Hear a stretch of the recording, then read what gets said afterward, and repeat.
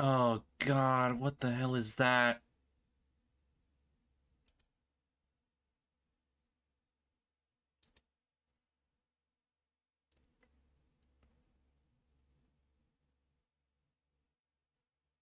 What the hell is going on?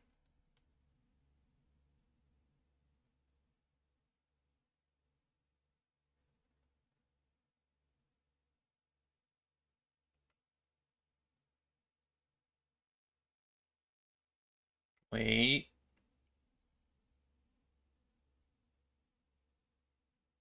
What are you doing?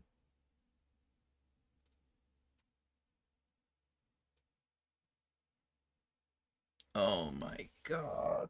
Oh. I am so sorry. This is an absolute mess right now.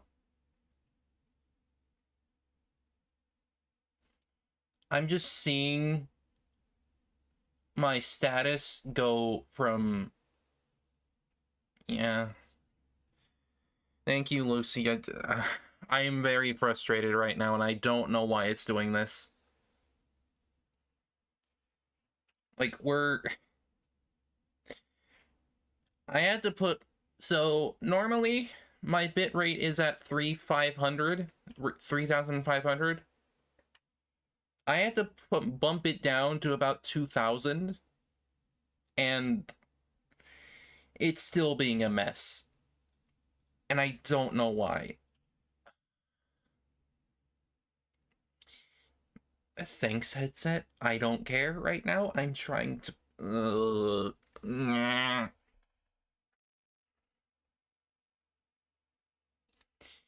This is annoying me. Oh, boy.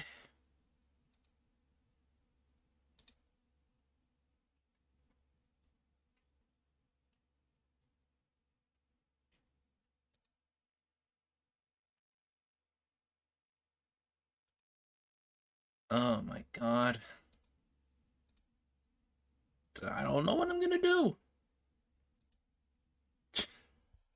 I don't know what I'm gonna do because this is a mess.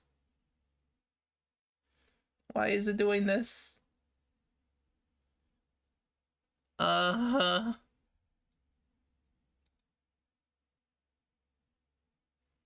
like, yeah, I look fine, I guess.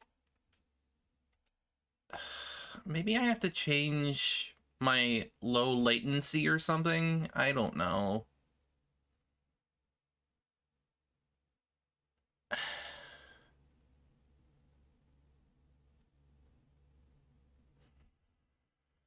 I feel like I've wasted so much time because of this.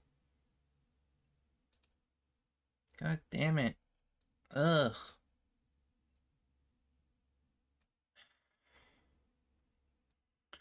I guess today's a scuff stream. So whatever.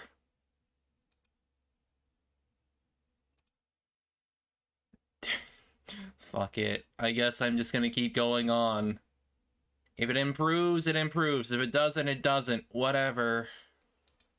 Scuffed stream day.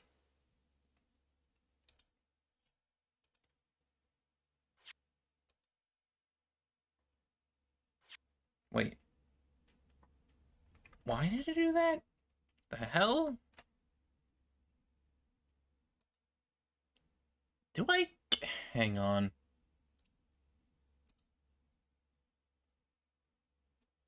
I need to check my freaking...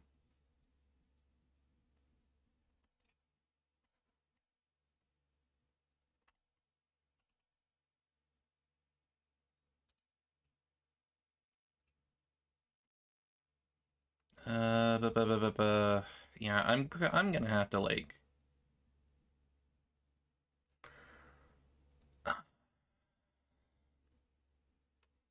Wait. Is it gonna stay green? No, it's not. Whatever. Scuff stream, let's go. I don't even care anymore. I'm going through with it. I'm just going. I'm gonna be talking a lot today anyways, so... Nyeh.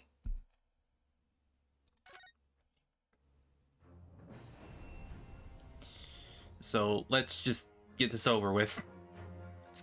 Let's do this. I don't even care anymore.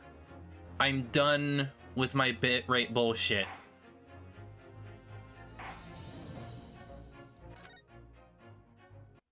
I'm just done. We're going through with it. If it fixes itself, I'm cool with it. If it doesn't, whatever. Glancing over my records of the late last century, I am faced by the events of a certain bitter winter. A murder in a carriage as it sped through dense London fog in the dead of night. Though the victim and the perpetrator were the only ones inside, there were multiple witnesses to the crime itself. However, none could have imagined at the time that such a seemingly obvious case as this would end in such a horrendous manner. My friend, Mr. Herlock Sholmes, once said of the incident, "I believe that perhaps that case was indeed the prelude. Yeah. The beginning of a long concerto that impressive Japanese student and I were to play together." Bum, bum, bum.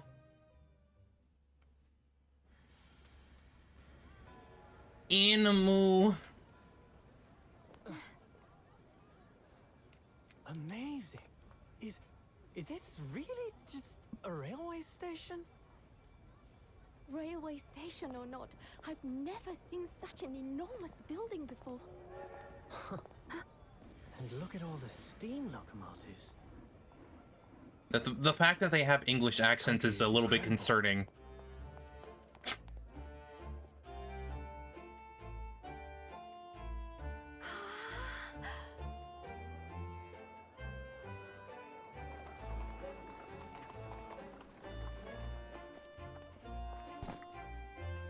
I feel like I'm dreaming. So this is the capital of Great Britain. So, where to? Oh, hello. Climb aboard. I'll take you wherever you want to go.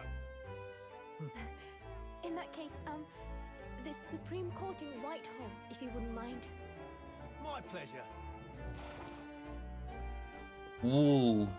I suppose you're visiting students from abroad, eh? Yes. Thought so. Well then, I hope you enjoy your stay. And welcome to the centre of the world, Great Britain's mighty capital, London. London. Ooh, ooh.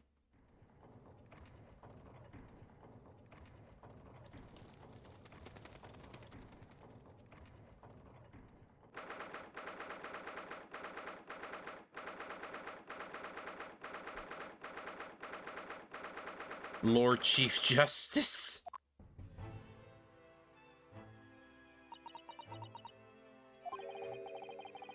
What an incredible place.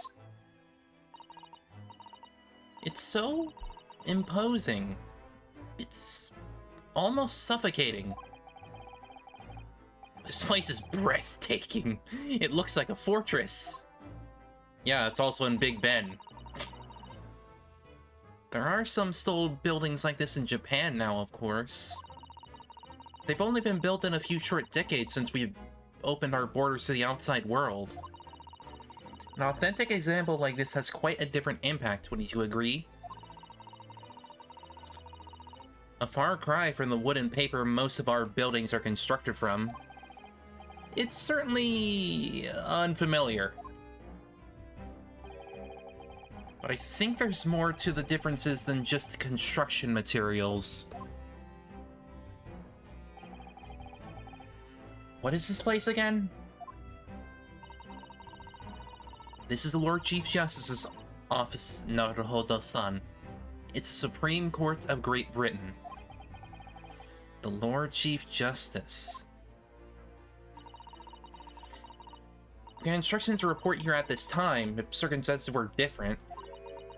We were supposed to let the Lord Chief Justice know that we had arrived from Japan. But Kazuma can't. No. So instead, we are here in a different capacity. As envoys to report the news of Kazuma-sama's death. Yes. And having delivered his or her message, an envoy's duty is done. So we'd have to return to Japan. If we want to remain here in Great Britain, I have to take Kazuma's place as the law student selected for the study tour. Yes, which means you need to requisite qualifications as a lawyer. Which is what I've been studying for. Here in Great Britain, it is the Lord Chief Justice who appoints lawyers. So that's the second reason why we're here, to have you officially recognized as a lawyer. It's the only way that we'll be able to remain here in London. I'm up to scratch. Ah, good morning. Sorry for keeping you.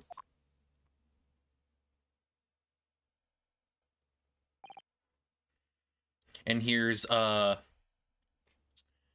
was his name? What was his name? What was his name? Let me see.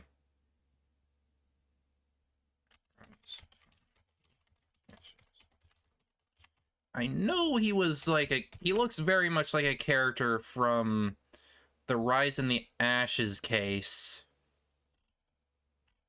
From the first game. Or at least the newest case in that game. Right. Damon Gant. He looks a lot like Damon Gant. With the hair. And the way his facial hair is constructed. I trust you aren't too exhausted after your long voyage from Japan. Seems I'm 1 hour, 12 minutes, and 47 seconds late. My apologies. Oh, no, don't mention it. We've never been happier than we're standing around with nothing much to do. How fortunate. So, introductions. I am Miles Strongheart, Lord Chief Justice of the British Empire. Ugh, and I feel like a little mouse under an elephant's foot. Come on, Mr. Naruhodo, don't be a mouse. Oh, it's an honor to meet you, Lord Chief Justice Strongheart. I'm Ryunosuke Naruhodo, from the Empire of Japan. Well, Mr. Naruhodo. Welcome to London, the capital of our glorious British Empire. Yes, thank you.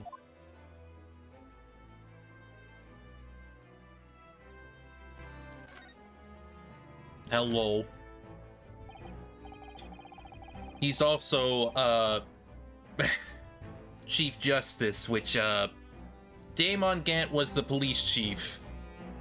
So there's similar roles. So what are your impressions of our capital so far? How do you like London? Help. I've been so nervous ever since I got here that I can't remember a single thing about the city. Simply splendid, isn't it, Mr. Naruhodo? Oh? We had a wonderful view of some of London's streets from the carriage on the way here from the station. Hang on.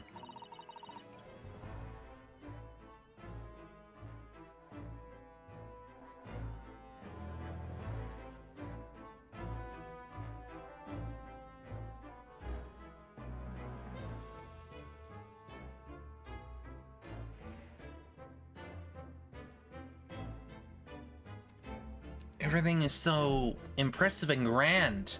I must say, I'm almost lost for words. Oh no. Oh no. Oh no. Oh boy. Bitrate's going wild.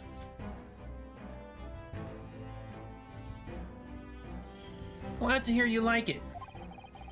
The city boasts tramways, piped water and gas, even cables supplying electricity. We spearhead every revolutionary new technology in the world. Every visitor to London is astounded. Oh yes, astounded is the word. Thanks for saving me there, Susato-san. And everyone seems so jolly and full of vigor. Yes. Not really. This was during a time when the poor population was very high. There's much excitement about the upcoming great exhibition we will be hosting here in London. Great exhibition? Cultural and technological achievements from around the globe are to be exhibited here in our great city. It will be the greatest spectacle of its kind in history. It will make Paris's World Fair look like a toy shop. Oh my god, why is it doing this? Bitrate is freaking...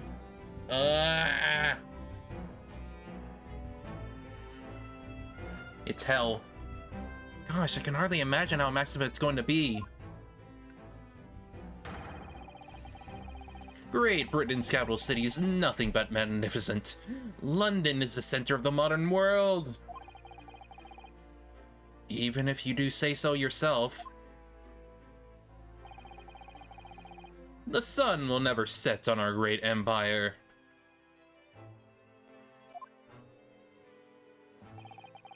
Perhaps it is fate in these progressive times that we welcome visitors from the land of the rising sun.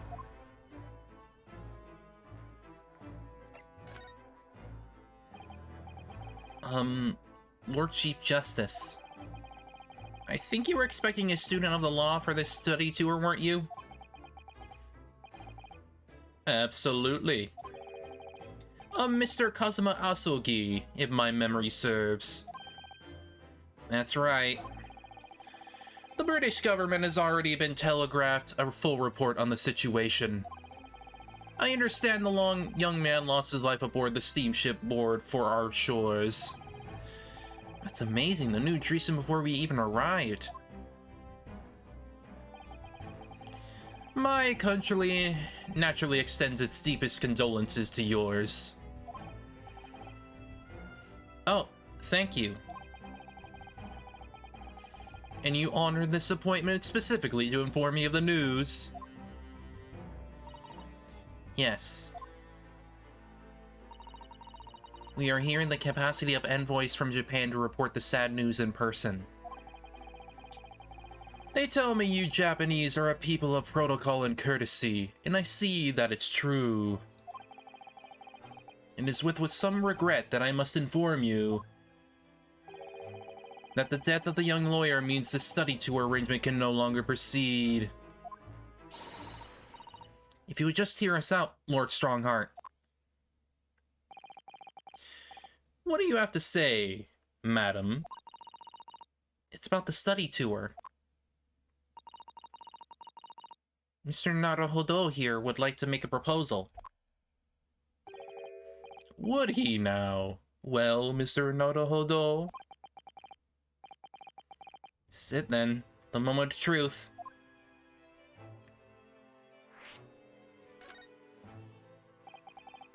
The thing is, Lord Strongheart.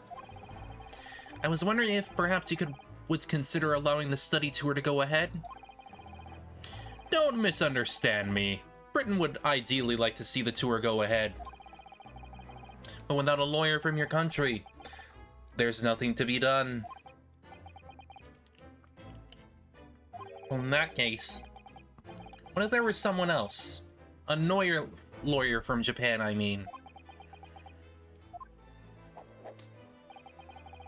Is there something I don't know?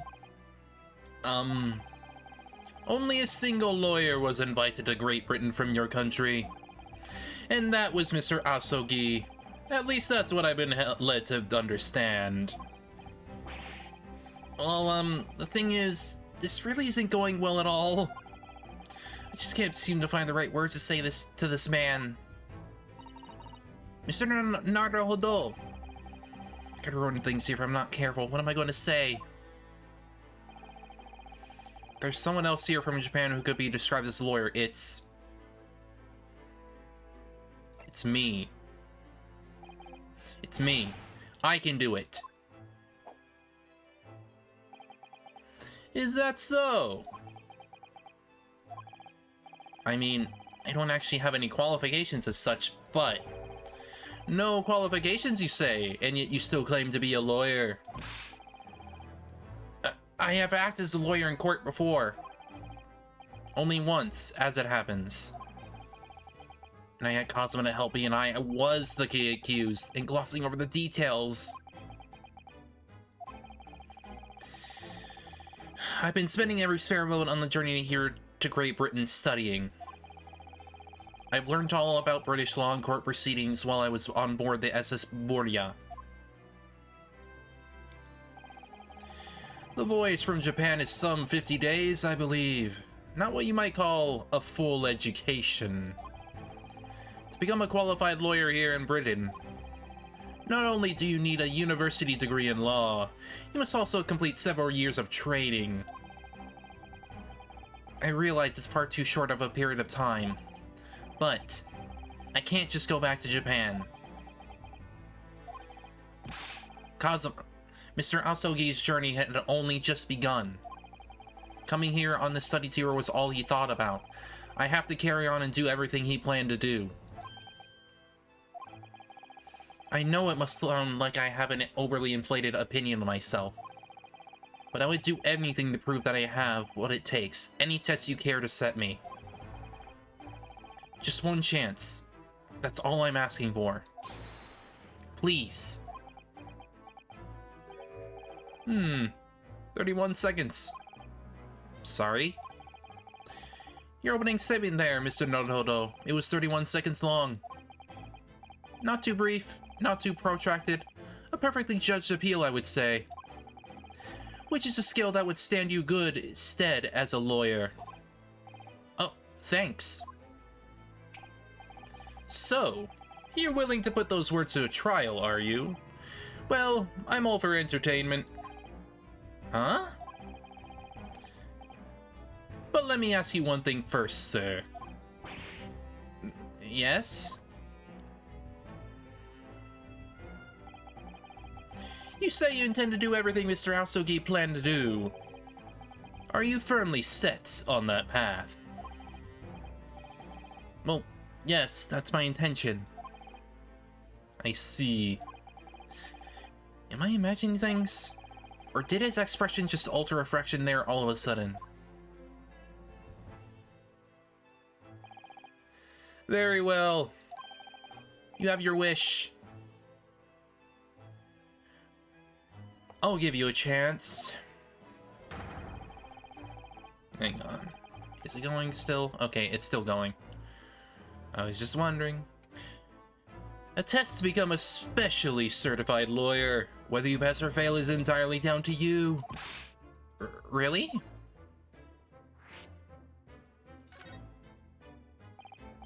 So, what form will you take exactly?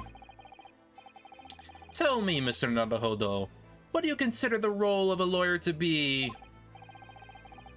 Well, defending people, of course. Well said. So let's have you defend someone. Huh? Your timing is perfect, in fact. There's an apt trial about to begin later today. No advocate has been appointed for defense as yet, so this will be welcome news. Today? Straight away? If you manage to secure a verdict of not guilty, you'll have passed my test.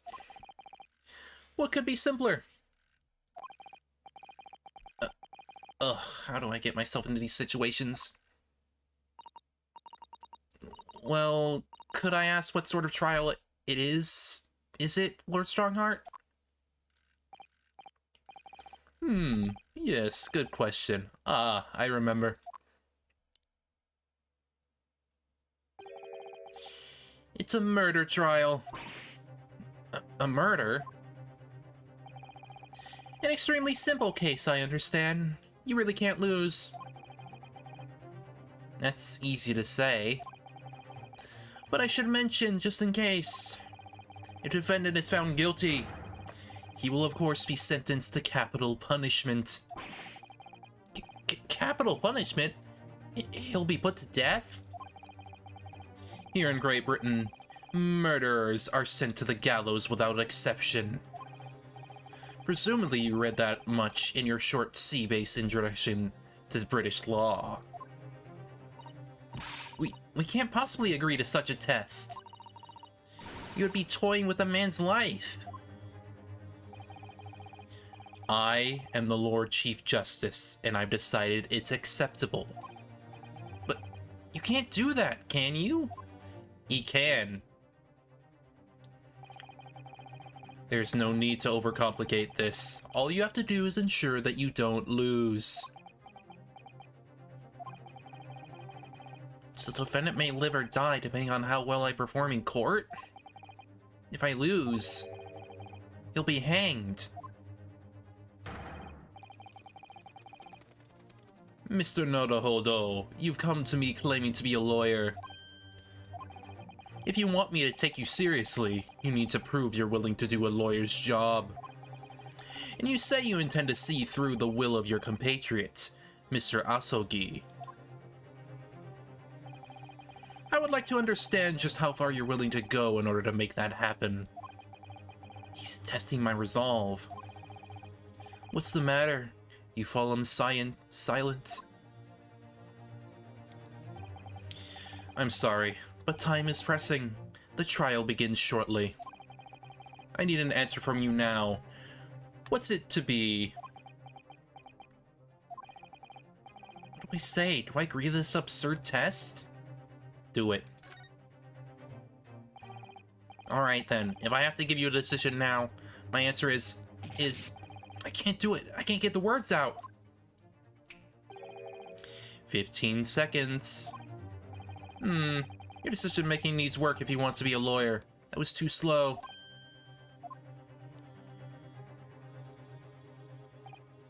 So, it's as I expected, is it? Sorry? You have noble intentions but lack the resolve to see them through. The test is cancelled. Thank you for stopping by. Go and acquire your ticket for passage back to the east tomorrow. This conversation is over. Yes, Lord Strongheart. Thank you for offering me a chance.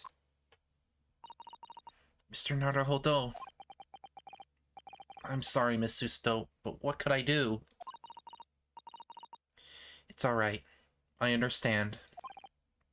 You do? It's not easy to decision to choose whether to defend a man in these circumstances.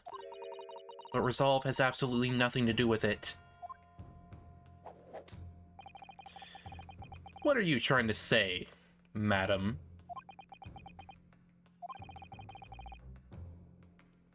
I think what Miss Susto means is that no matter how badly I like to be recognized as a lawyer and stay here in Great Britain, to risk another man's life by treating his one and only chances at a trial so trivially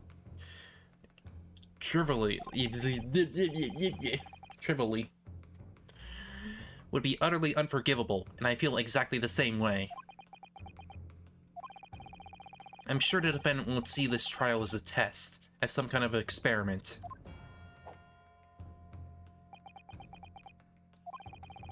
A lawyer may fight for his clients in court day after day, But each one of those clients, the particular day they stand in the dock may be the only chance they have to fight to prove their innocence. No, I was wrong. I'm not qualified to do that job yet. I'm sorry for wasting your precious time, Lord Chief Justice.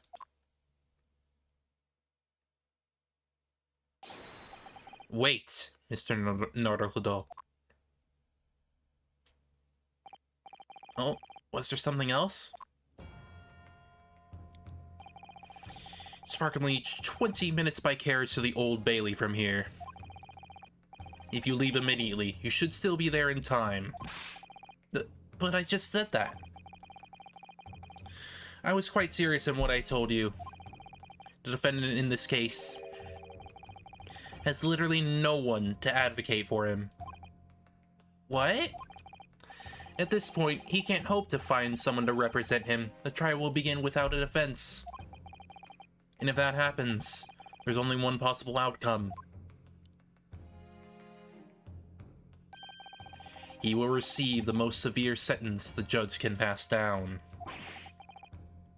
But that's awful. But that is the truth. Why does it have to be like this? Please don't expect an answer to every question. The cold, hard truth of the matter is that there is only one person now with a chance to save this man from a very miserable end. And that is you. I'm really his only hope? So, what do you say now, madam? Me? What do you mean, Lord Strongheart? You said it wasn't an easy decision to choose whether to defend a man in these circumstances, and I agree. But in my estimation, it is purely and simply a matter of resolve. Oh. Our time is up here. I have a meeting to attend.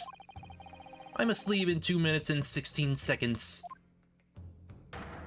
So, venture into our great city. Enjoy yourselves.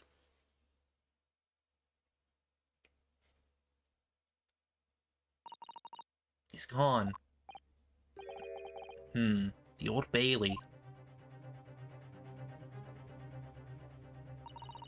If we're going to do this, Mr. Naruhodo, we must leave at once.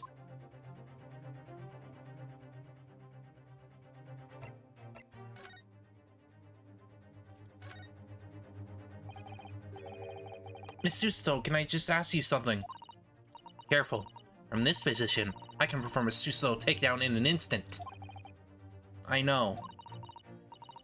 Mr. Naruhodo, you heard Lord Strongheart. The trial starts imminently. If I need to throw you, I will. You know, you could just say, I think we should hurry to the courtroom.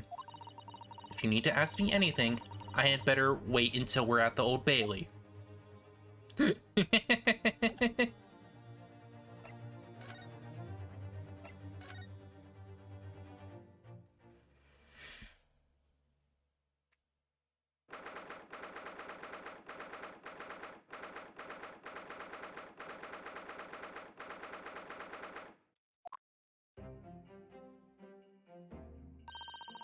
Oh, thank goodness. We're in time. There's still 15 minutes until the trial begins.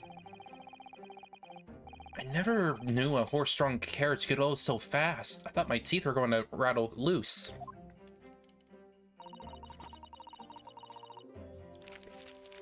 Did you hear what I said to the driver when we climbed aboard? Get us to our destination in 5 minutes, driver, and there's a guinea in it for you. It's one of my favorite lines from the Herlock Sholmes stories, and it worked quite perfectly. I'm not why you're so pleased. I thought we were going to die and we had to pay gold for the privilege. Well, at least we arrived here before the trial started. Yes, I suppose there's that. Anyway, I don't understand it. The court clerk said the defendant should be here. There's no sign of him at all.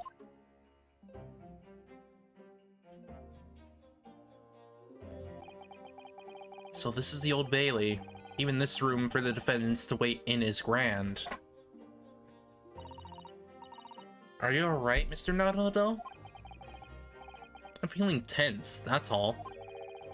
This place gives me the same sense of foreboding that I remember from the Supreme Court in Japan.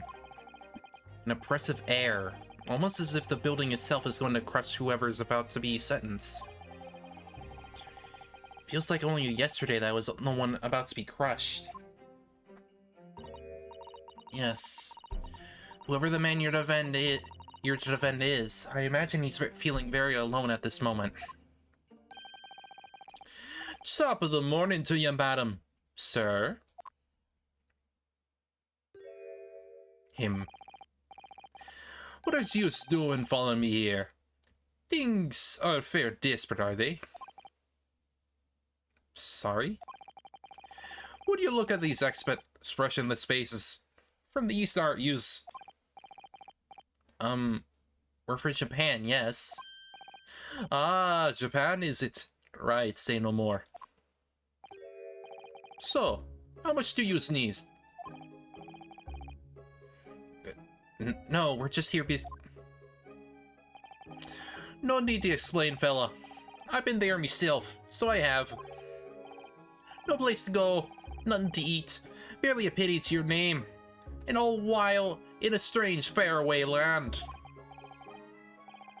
Well, actually, we haven't found a place to stay yet, no. 'Tis grand, 'tis grand. Let me start by giving you 1,000 guineas. Say nothing now. 1,000 guineas? Please, Mr. Soto, you don't have to shout. But 1,000 guineas is enough to build an entire mansion in the most prestigious area of Tokyo. What? Tis nothing to me at all. I like to ensure I have sufficient funds to weather a rainy day, you see. Not enough wealth to buy the city of London 2 or 3 times over. Could that much rain even fall in one day? Well, even so, we couldn't possibly accept such a large sum of money. Ah! That hit me in the eye! Don't get me wrong, fella. I'm not giving it to you no strings attached. I'll be waiting you to do something for me. Ah, yes. A loan shark. Oh? To be honest, it is a little embarrassing. The trial that's about to begin, you see, is for me good old self here. I'll be in the dock. So now, what I want you to do is come along with me and stand there beside me. Officially, you'd be my lawyer, but that's just a little detail now. Oh, well, the thing is, don't worry about a thing. All you have to do is stand up next to me, nothing more. Otherwise, you see, the trial's going to start without having any kind of representation at all. So it was true. The Lord Chief Justice wasn't just making it up. I'm terribly sorry to have to ask, but does that mean you're the defendant in this trial? Bluster and blazes! Do you just not know who I am? Me? One of the longest, biggest names? No, sorry, we've only just arrived in the city, you see. I see. I suppose that isn't altogether impossible. Well, just next to Hyde Park, there is, in the center of London, is another beautiful park. Sorry? A park? What? It's called McGilded Park, full of blossoming flowers in the spring and singing birds and whatnot. I donated to the city, so I did. An entire park? In central London? A city of smiles. That's my vision for London. There's nothing Magnus McGilded wouldn't do for the city and its square old people. That's amazing. I mean, really extraordinary. Ah, but now they the gall to say I'm a good-for-nothing criminal. Me, Magnus McGilded. What is the matter with the London police, I ask you?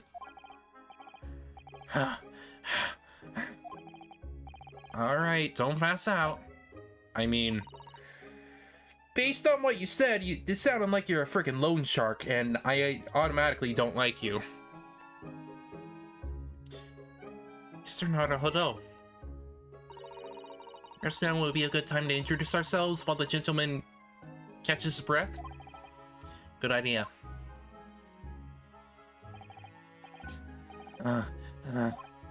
Mr. McGilda, the thing is, we're actually here in London to study British law. We're law students on a study tour from Japan, you see. So if you don't have a lawyer for the trial yet, and you'd be happy to put yourself in our hands, what was I after saying, you daft idiot? I'll give you 1,000 guineas to stand up there next to me, haven't I? Well, yes, but I wasn't really offering to just stand up there next to you. Oh, I think I see what's going on here. Sorry? I know what you're thinking. This Chancellor of Ophelia claims to have more money than the Queen. But if that's true, why the blazes can't he be hire the finest lawyer in all of England? Because he did. Because he did it. That's the only explanation. Will? Well...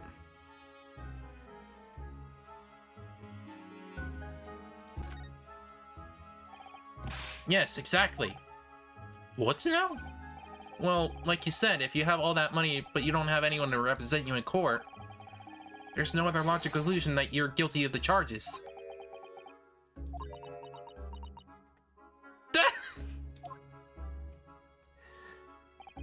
Well, you call a spade in the East, so you do. Oh, I am sorry, I didn't mean any offense. I gotta express myself very well in English, you see. And I'm never sure what's acceptable to say and what isn't, so... Is that so? You sounded fluent enough when you were telling me what a blackguard I must be. I'm terribly sorry?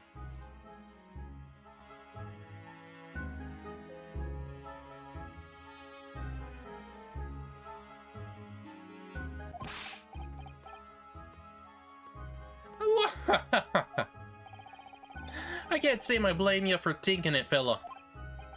It is a little strange, to be honest. Why didn't you have a lawyer, I mean? That would be the fault of the Reaper. Sorry, did he just say Reaper? Aye, the Grim Reaper of the Bailey, Lord Barak von Zeeks. He's the prosecutor. The prosecutor is the Grim Reaper? When Von Zeeks stands for the prosecution, they call the accused his sacrificial lambs. And to this day, in every single trial in which he's been the prosecutor, the accused has been damned. What? So it's reached a desperate situation. But there's no willing to stand in defense against the fellow at all. You could say he's a living legend of the Old Bailey. Goodness. Lord Barak von Zeeks. He must have been an exceptionally talented prosecutor then. Talented isn't the word you're looking for, madam. It's cursed. Cursed? What on earth? The defendant is summoned, and his counsel. Please make your way into the courtroom. The trial is about to begin. His counsel? That would be me. Oh, 'tis time. Well then, fella, don't let me down. But I don't know anything about the case. Oh, hang on. What the hell just happened? You haven't told me what happened. Until you showed your face here. Hang on. I'm getting notice.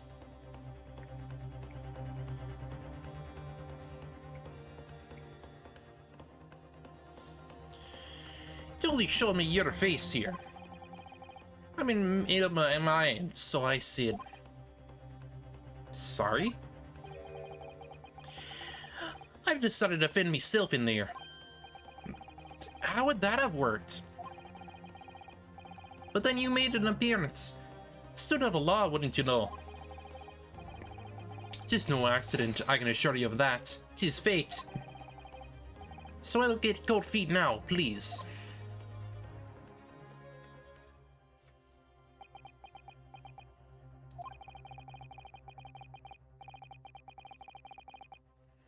I clearly know nothing about this case or about this man who stands accused. In fact, the only thing I do know is that I can't just turn my back on him.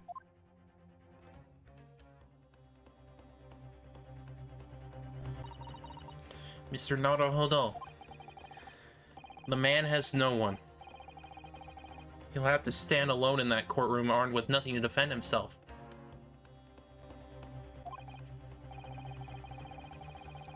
Yes, something that Cosmo would have never allowed to happen. Counsel for the defense, what are you doing? If you're late for the start of the trial, you will lose your right to the stand. I'll be right there.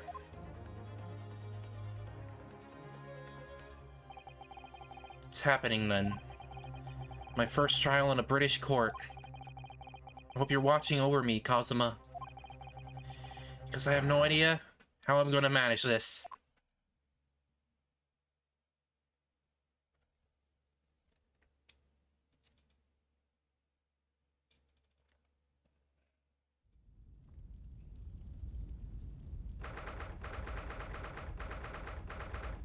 Burn.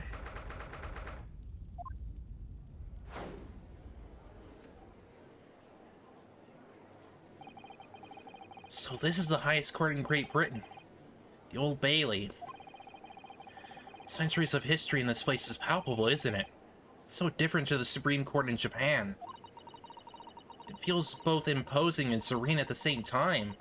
The atmosphere almost makes words redundant. Whatever country, determining a person's guilt or innocence is always a solemn affair. May I say something, Mr. Naruhodo? Oh, yes, what? Your eyes look ready to pop out of your head again. I know, but I just can't help it.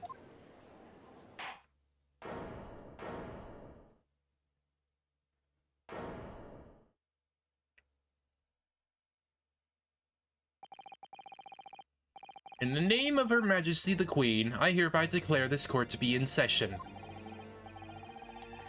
We are here today to determine the guilt or innocence of Mr. Magnus McGilded.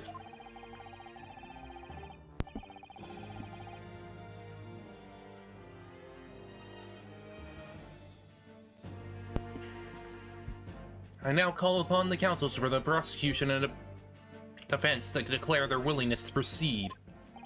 Yeah. The prosecution is fully prepared. That must be the Reaper of the Bailey. He really does look fully prepared to dispatch his next poor victim into the underworld. Counsel for the defense, you appear to be Eastern. Do you speak English? Huh? Oh, yes, of course. Sorry. But yes, the defense was ready. I couldn't be further from ready if I tried. Those eyes please me, Nipponese. They shroud your fear, your doubt, your trepidation. They run wild, clinging to some phantom notion of courage.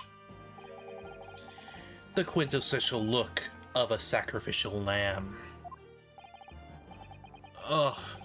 Cold shiver just ran down my spine all the way to the tips of my toes. Now, Mr. McGilded. Yes, my lord. You stand accused of murder, a capital offense. You could be sent to the gallows if I found guilty. Are you quite sure you wish to entrust your defense to this foreigner? As I've always stated, my lord, it is a grand thing to give opportunities to the young. Even if the family is a student from some little island in the far east. Is it not the British way to ignore the dangers to yourself and give these less fortunate a fair chance? I like to think that acts of chivalry do the greatest British Empire proud. Listen to Mr. McGilded, what a fine gentleman has in him. Did you hear that he donated 5,000 pounds to the government the other day?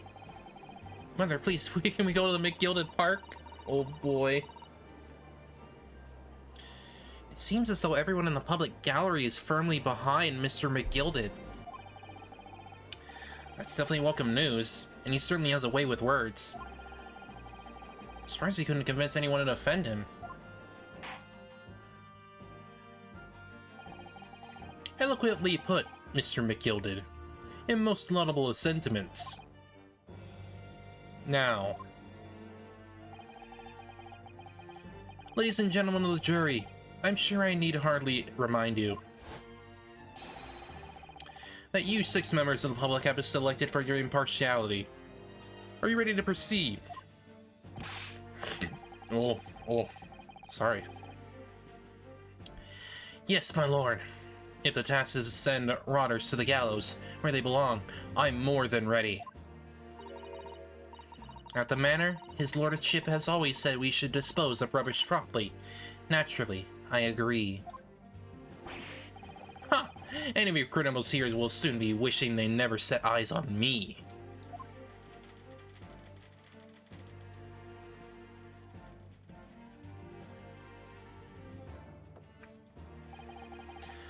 I feel a chill. Oh, don't mind me, my dears.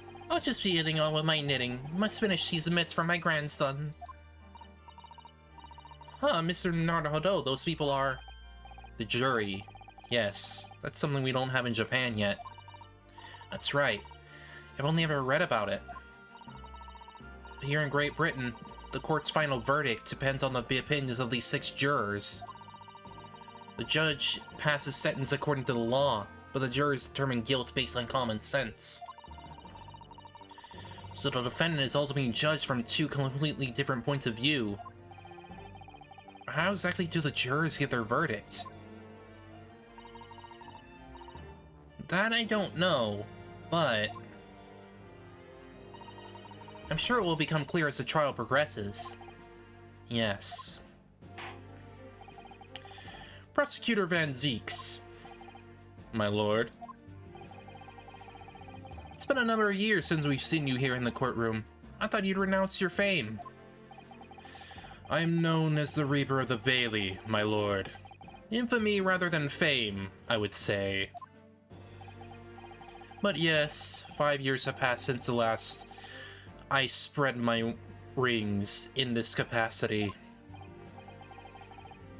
So what brings you back? Is there some change of circumstance in which the court should be aware?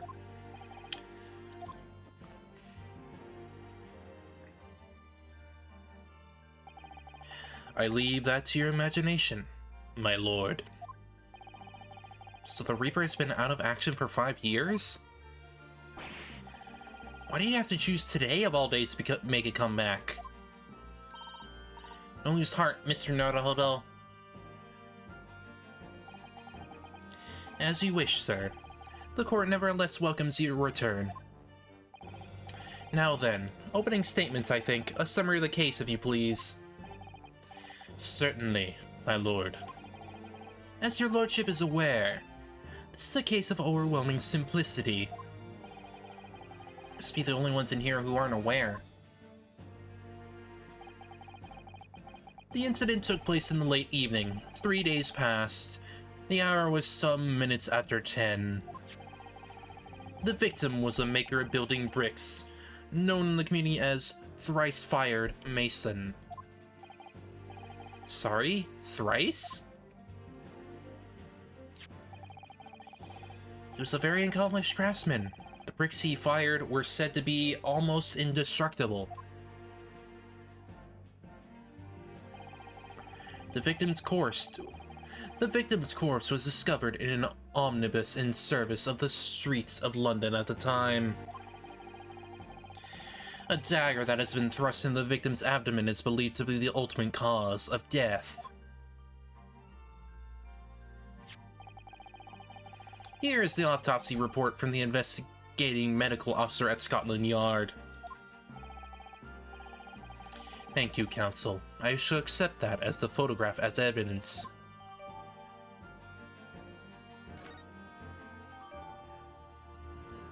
Well, we got some evidence. And one further item of evidence. The prosecution was to submit these as well. And these are... Good lord! Is that blood, counsel?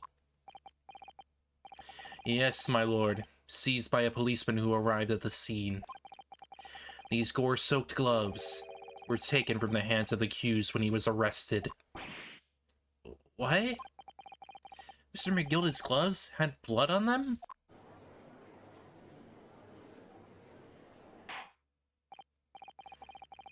Yes, I will accept these as evidence as well.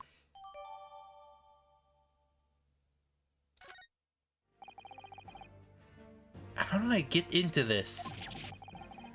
I'm back to a quarter before I even started. Continuing. According to the driver of the omnibus, there were only 2 passengers traveling inside this vehicle at the time. Only 2? Obviously, one of those passengers was the deceased brickmaker, Mr. Mason. The other was the accused, Magnus McGilded.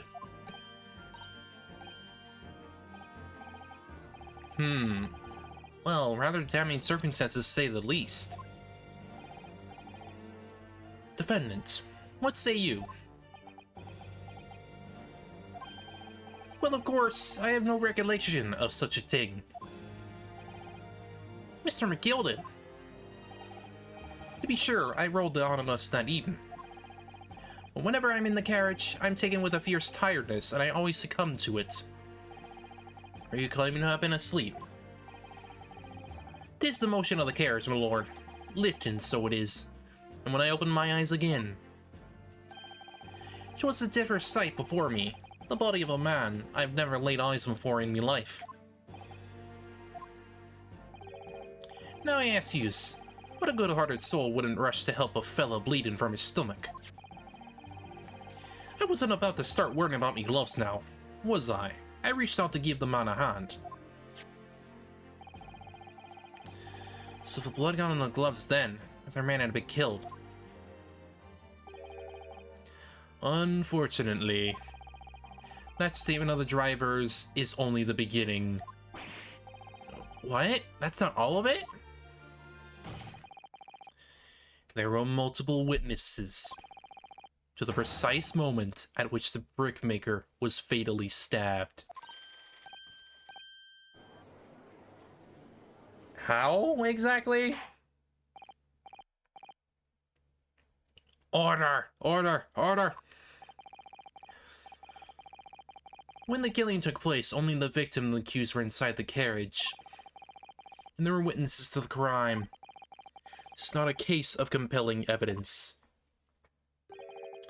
It's the nail in the coffin for the accused.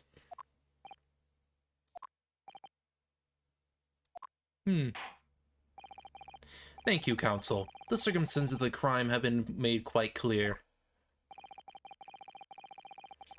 I think we'll hear testimony from these witnesses first of all. Your wish is my command. Bailiff, bring the witnesses in at once.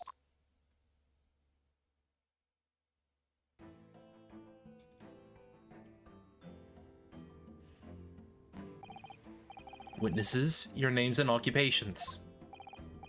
My name is, well, everyone calls me Bepple. I drive an omnibus in the East End. Bruce Fairplay. I'm a banker in the city. My name's First. Lady First. I make hats for gents. Lady First. Let's begin by confirming the facts.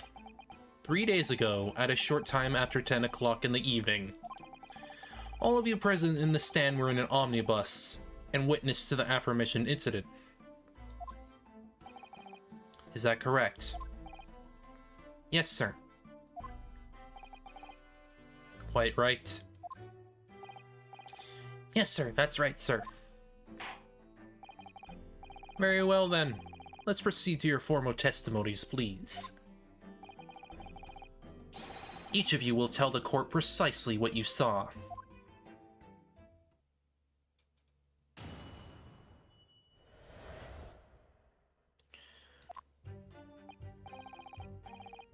It was the last bus of the evening, so I had a few customers. I remember it well. The victim and the man accused of killing him were sat next to each other inside the bus. Then out of the blue, the accused just reached over and plunged a knife into his guts. That's right. He stabbed him. I screamed, I did. I couldn't help it. As soon as I heard the scream, I stopped my bus. And then I saw it too.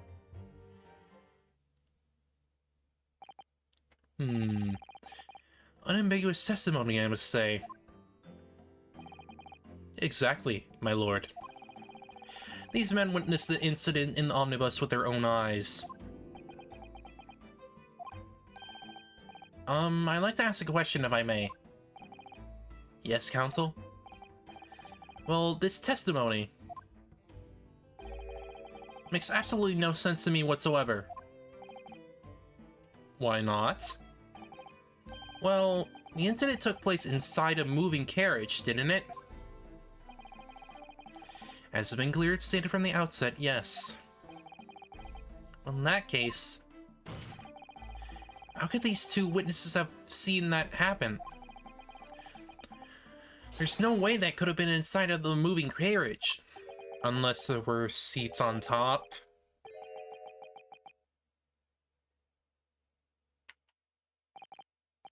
How quaint. I'd read that civilization in the Eastern Island nations was a good century behind our own. But you're here in London yourself. Are you really so ignorant about our omnibuses? Huh? Tell me, my Nipponese friend, have you even traveled in an omnibus? Well, no. We only arrived in London this morning. No matter. I've arranged for us all to see for ourselves the actual scene of the crime, that is. What? What do you mean, the actual scene? How? A carriage is designed to be moved, after all. Presumably you understand that much. Yes. The omnibus in which this bloody crime took place is here today, in this very building. Here? What?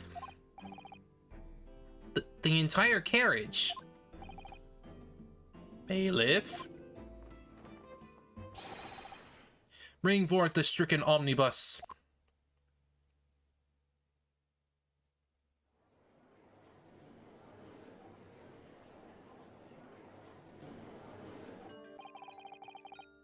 So that's an omnibus. The omnibus. Can't believe they could breed something so enormous in here. Great Britain's courtrooms are amazing. As you can see, the omnibus is pulled by 2 horses and can carry up to 8 passengers.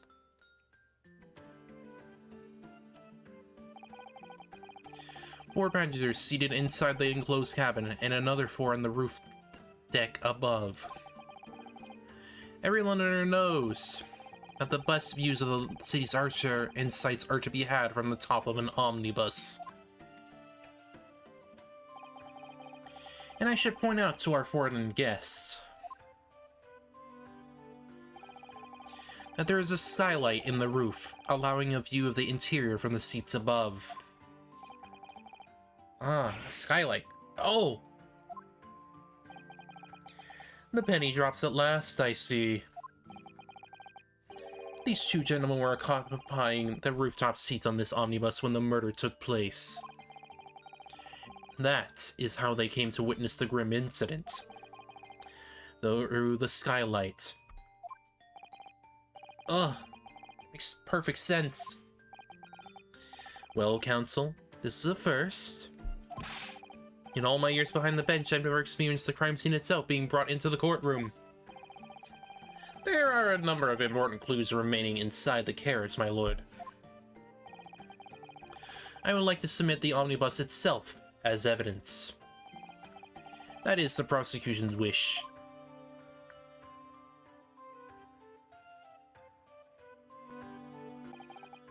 Very well. I see no reason why not. The omnibus is hereby formally accepted as evidence. Can't believe it. The entire crime scene entered as evidence. Well, can we look at it? Yes.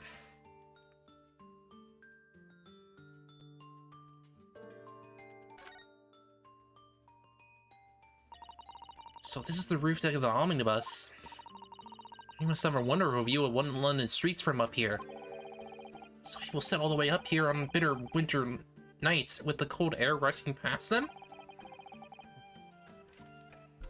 And they have to pay money to do so? I can't imagine how cold it must feel. That just made me think of something horrible. Can you imagine me driving around the city in the freezing cold as a punishment? Perhaps that is the real price you pay to stay out late. I guess.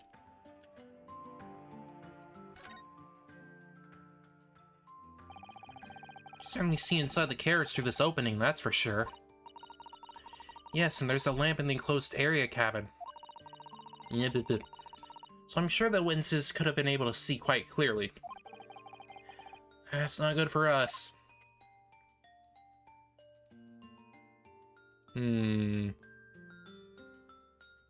Phoenix Wright Omnibus.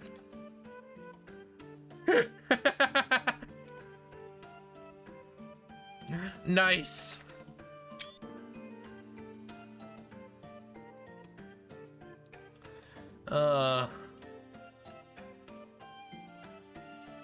Amazing.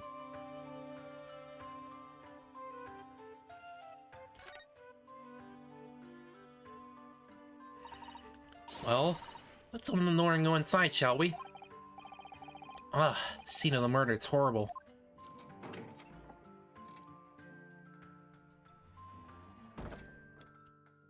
Oh, there's blood.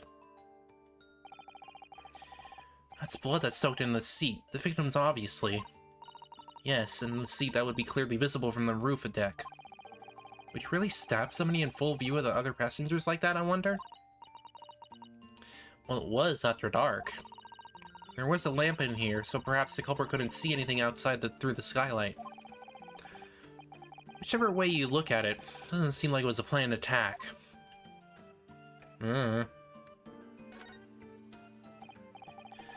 That poster for the Great Exhibition that's due to start 6 months from now. There's a lot to be focused of being drawing to the Crystal Tower, the centerpiece of the whole exposition. Oh, the Crystal Tower, it's under construction already, I believe. People all over London must be fizzing with excitement at the prospect of such a grand event. What's this?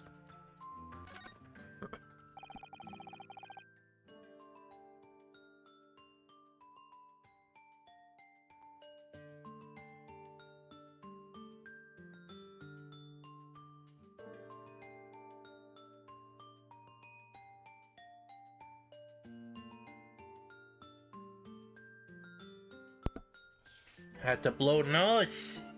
Nyeh. Nyeh. Seat has a handle, it seems.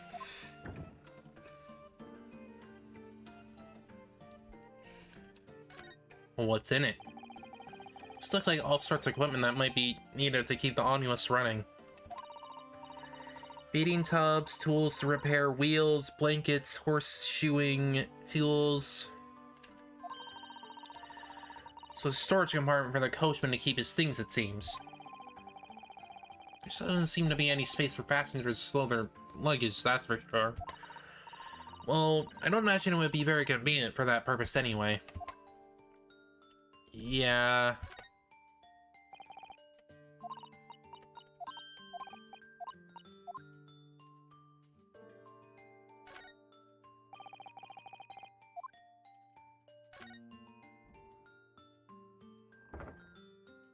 Okay. Is there anything else around here?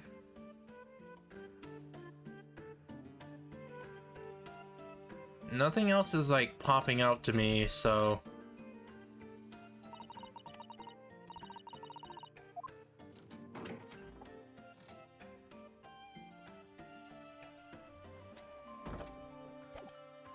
So I guess let's just continue then. Wait. Actually... Is there anything off about the gloves besides the blood?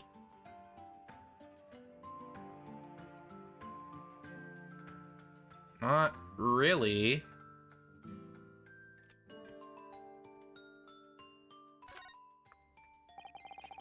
It's definitely blood, isn't it? Not the most pleasant sight to be confronted with our first day in London. Well, nothing will come of grumbling now. No, by the way, is Mr. McGilded right-handed? Yes, I believe so. He was toying with a coin in his right hand a little earlier. Ha, pity. If only had been left-handed. I think blood on either glove would be fairly incriminating, really. True.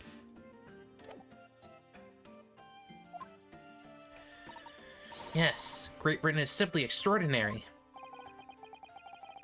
I could help myself a lot by giving that omnibus a thorough examination, seeing as it's there. Let us continue with proceedings then, your cross-examination, counsel. Pray don't expect this Neebony stray to understand the intricacies of a British court's cross-examination rights.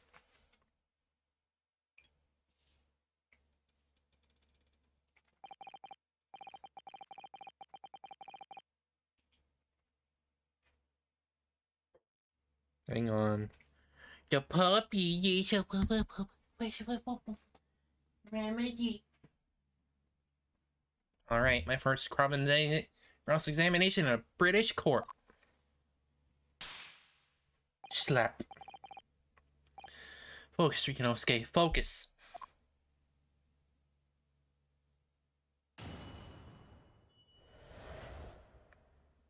Alright. I'm gonna be back in a moment, because I need to go do something real quick. So we'll be right back. Probably about a minute. So, see you soon.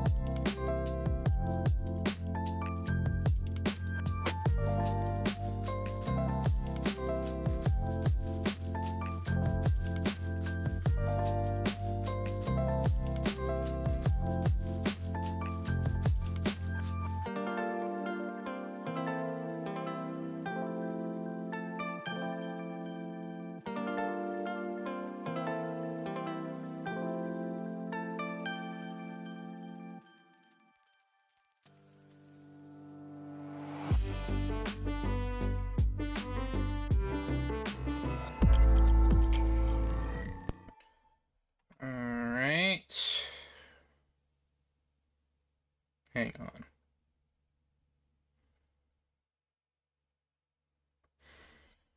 Odd.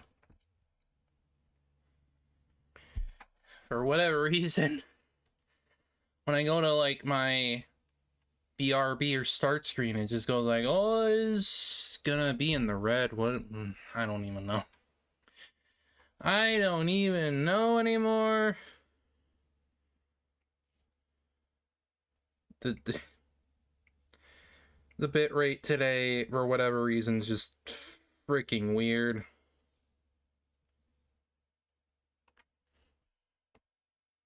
Wait a minute. Oh. Never mind. We're fine. We're fine. I was a little worried.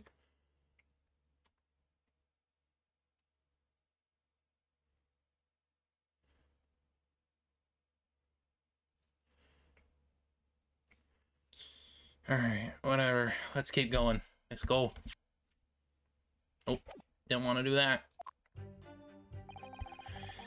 It was the last bus of the evening, so I had a few customers. I remember it well. Okay.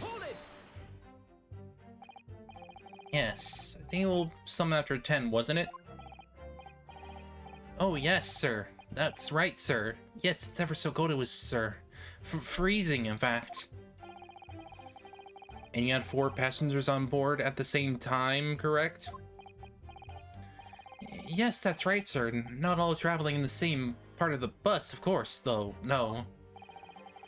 There were no other passengers when the incident took place? No one alighted, for example? Quite with that, sir. No other passengers like that? No, none. Somebody fled the scene of the crime, then. I have to say, the boss insists on it running, he does. Every evening. That last bus of the day. But I wonder sometimes it's altogether worthwhile. Sorry to say. What do you mean by that? Well, with it being so cold and everything, and only making 20 pence on the run, you see. Yes, I spend that much at the pub on the way home just trying to warm up again. Yeah, so he's literally freaking worked. He's working in the cold.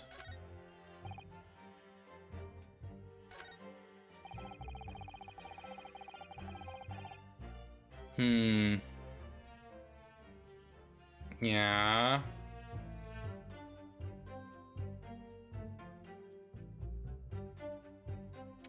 Hold it!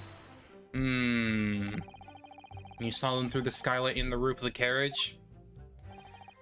That's right. When you sit up on the top deck, the window's right there at your feet.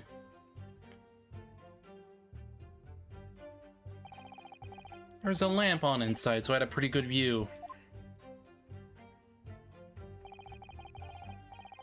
Two of them were wearing hats, and I couldn't exactly make... Wait a minute. No.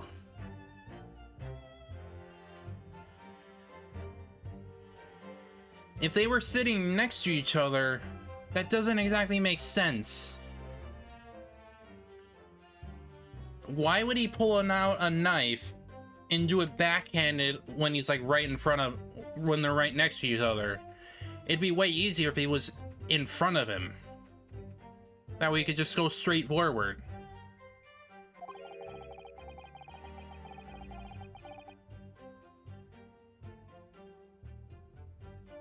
There's not a shred of a doubt in my mind that it was Mr. McGilded. How can you be so sure?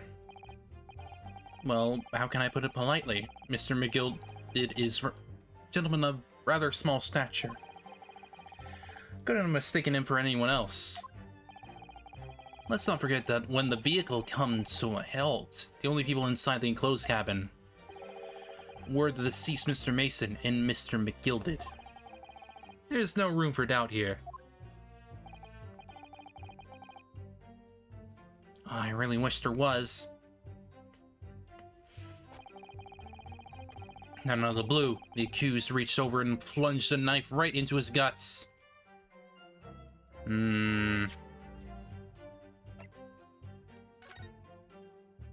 Yeah, that's it. Is in his guts.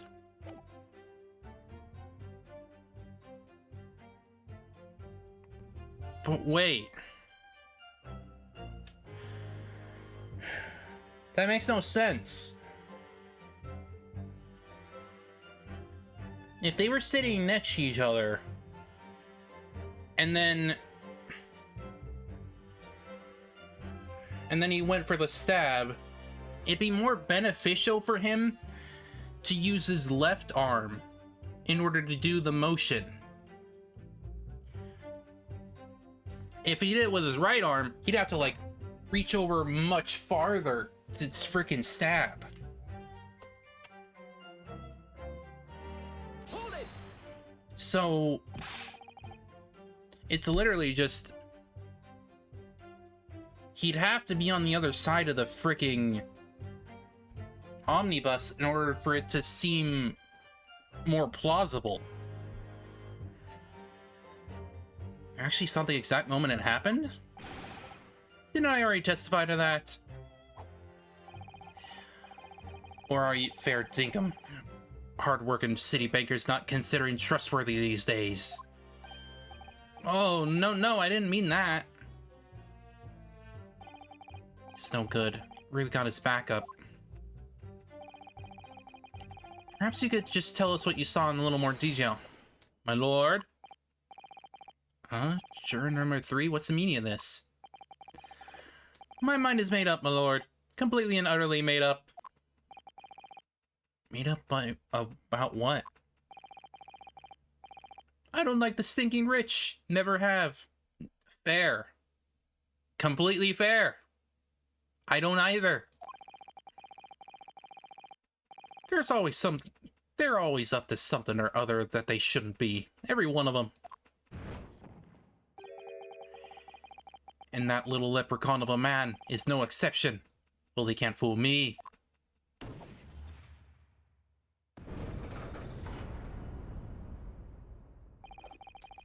There's no point wasting time listening to any more of this. That's my opinion on the matter anyway. This is precisely what I was about to say. As the foreman of the jury, it's my duty to set a good example to my fellow jurors.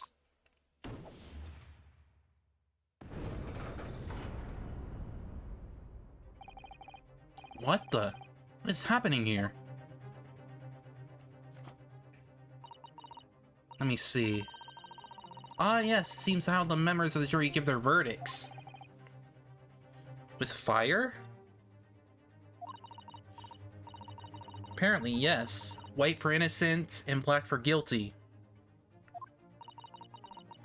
As 6 members of the jury make up their minds about the case.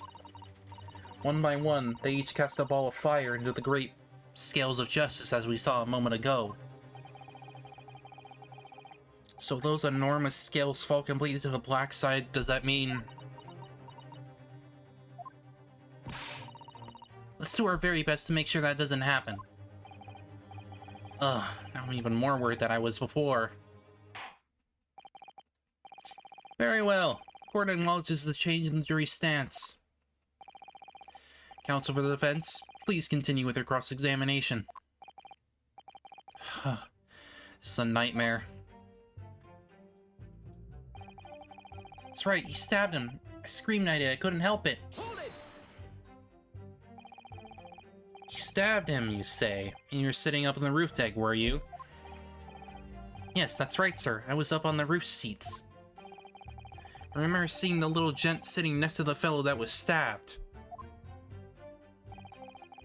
Been thinking about a new hat design, you see, so I was thinking just about absent-mindedly around. But then I happened to look down through the skylight.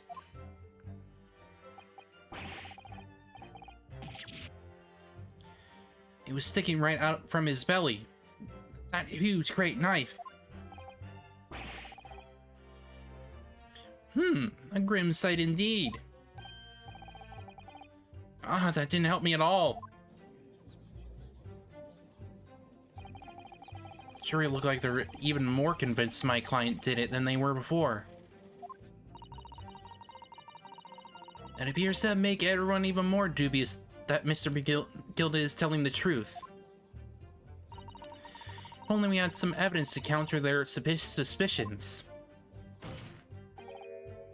Mr. First? Oh, yes, sir. Is this the knife you saw? Oh, good grief, yes, that's it. The very one, sir. Is that? Yes, Counsel. This is the blade that was driven into the victim's belly like a stake through the heart. That is the blade of considerable size, Counsel.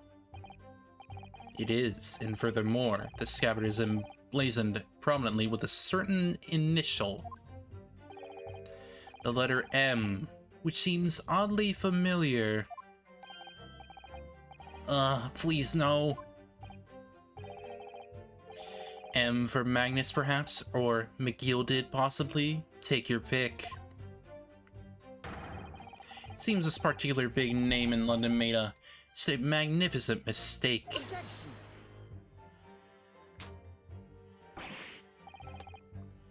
But there's M's everywhere. Like, yes. Like in Mason. Objection! This blade is far too extravagant for a poor brickmaker to have owned. No, this weapon of murder almost certainly belongs to the accused. Ugh. Not conclusive, but certainly compelling, Counsel.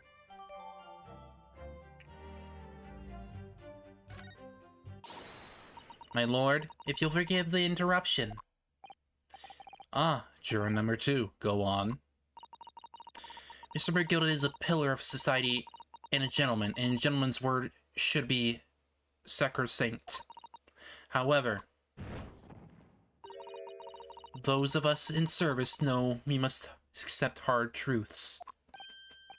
Wait, what are you about to do?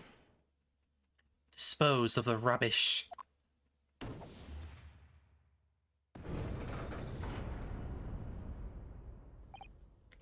Oh boy. No! I don't wish to cause offense, but I do like to eradicate all traces of filth and grime.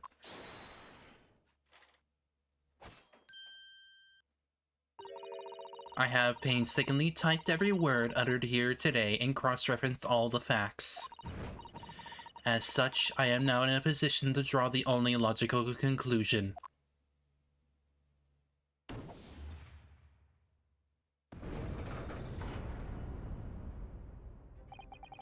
Not again. It's 4 out of 6 jury members who proposed a guilty verdict. There are only 2 left. Had it. Every time I press these witnesses for more information, I just make the situation worse.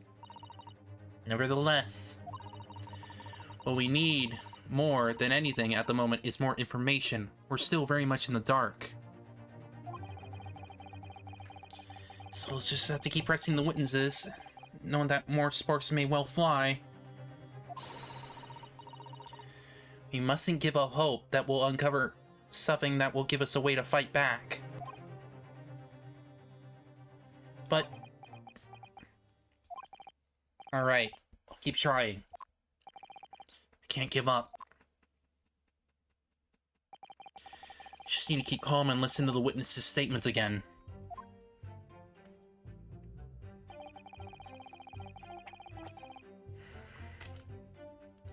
So what do I have, then? M.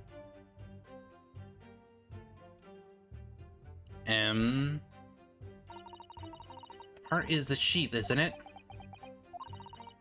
Are you alright, Mr. Naruto? Oh, sorry, yes, I just don't really like blades. Oh. It doesn't seem like the words of a man with a large katana slung by his waist. That's not a blade, that's Kazuma's soul. Anyway, there's no sense in delaying it. Let's see what the blade looks like. Oh. I didn't mean to do that. Go, go, go, go, go, go, go, go, go, go, go, go, go, go, go.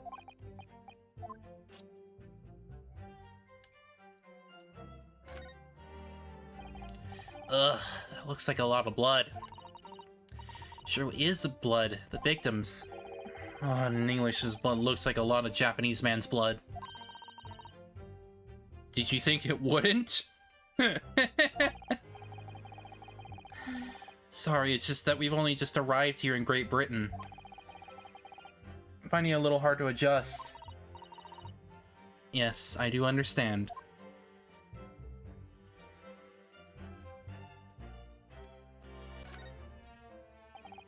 An ornate letter M, undeniably Mr. Magnus Megilda's initial. It's beautifully gilded too. It must be very valuable, I should think. Ah, what is it? Look at this M. If you turn it upside down, it becomes a W. This could change everything. A W? Yes, this is one of those, you know, turnabout cases, I'm sure of it. I'm afraid I don't know at all, but what I'm sure is that this is an M. Oh, well, that idea was quickly squashed. Oh, boy.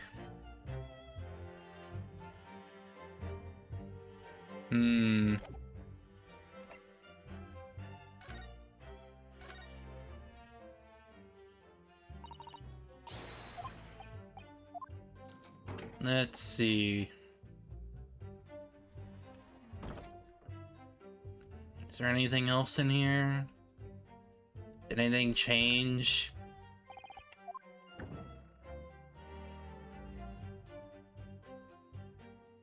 I'm not seeing anything different. Nothing's standing out.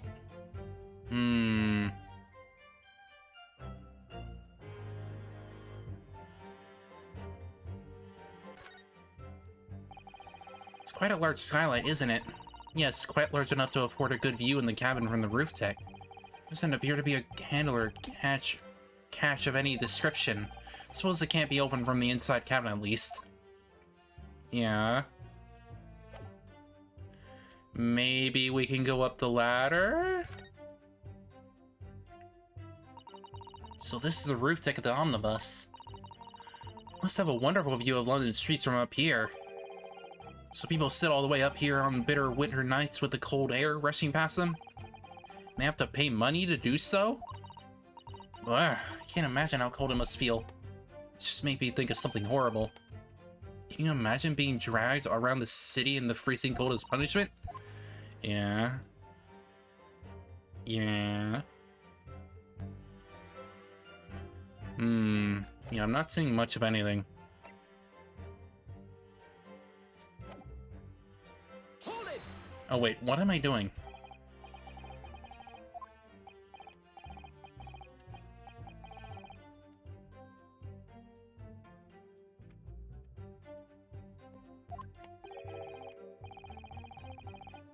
Go through it.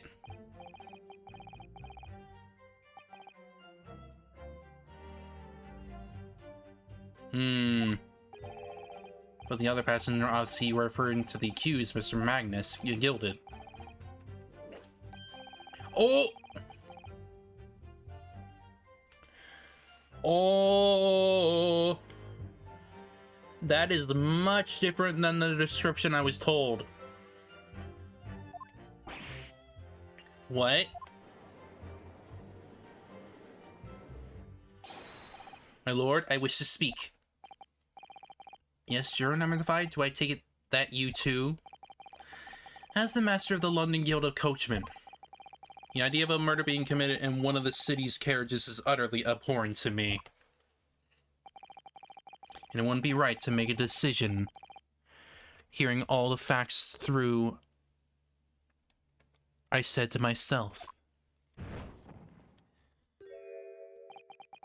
But I've heard enough now. The horse is bolted, as they say. No, please, just keep an open mind a little long. Gee up now, Silverblaze. The finish is in sight.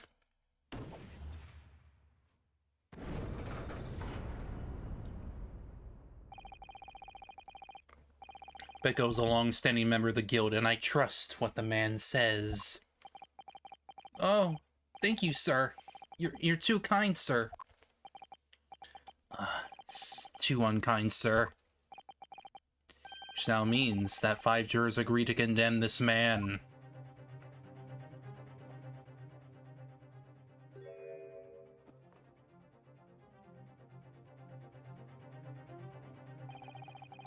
Madam Juror number 6. Yes, dear? What can I do for you? You have heard the testimonies of the witnesses on the stand.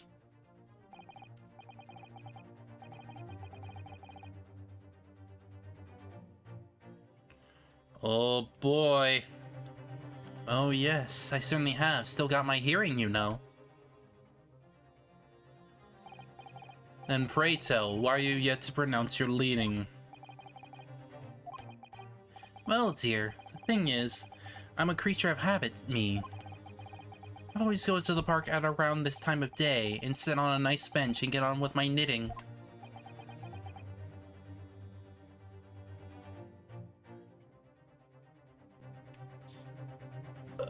Oh boy, he's just despicable.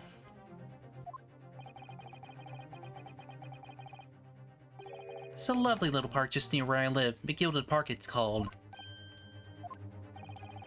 The gentleman donated to the city, you know, to put a smile on Londonder's face, he said. I can't imagine such a fine young gentleman would have it in him to take another man's life. He's always doing wonderful things for the city. That's right, a man like that wouldn't stab anyone, surely. Mother, may we go to McGilded Public Library later and borrow some more books? How many Londoners live in their heads and with the clouds? Do you people not know what a kind of man Magnus McGilded really is? What kind of man is he? The philanthropist, Magnus McGilded, has enough wealth to purchase the entire city he claims to value so highly.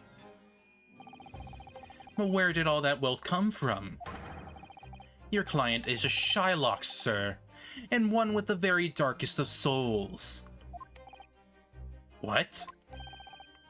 Stone the Crows? McGilded lends money at extortionate rates of interest so his victims have no hope of repaying him. When they default, he takes possession of everything they own. He's a vulture that preys on the weak. Again, he's a loan shark. I wonder how he got rich.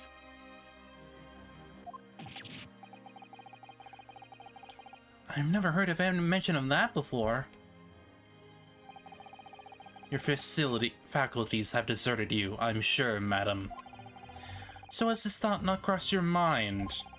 Would a man wealthy enough to buy London in its entirety not have a carriage of his own? Yeah, you really do, because your parents are not going to do shit. What possible reason could this man have had to make use of public omnibus service? You're not saying that the victim, a poor brickbreaker, had next to nothing to his name, save considerable financial liability.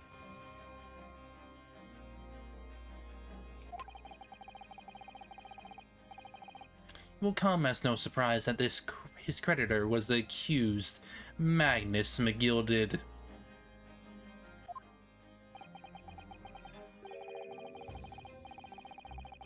Yeah, they're literally just forcing you to stay down where you are right now. But let us also be known that the very day Mr. Mason was killed was the final repayment date for his debts. Good gracious! The brickmaker was destitute. He had lost his house. He had not a shilling with which to repay his debts. And in the end, this pitiful soul had the very last thing he owned taken from him, his life. By the merciless philanthropist pretender, Magnus McGilded.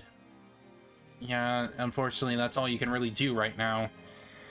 Because until they change their ways, which is unfortunately unlikely, there's not a lot that can change for you at the moment. And the merciless philanthropist pretender, Magnus McGilded. I don't believe it. If I might add something briefly. Miss Susato?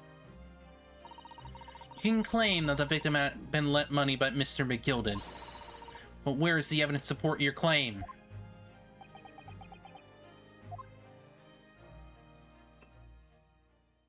Oh, here we go.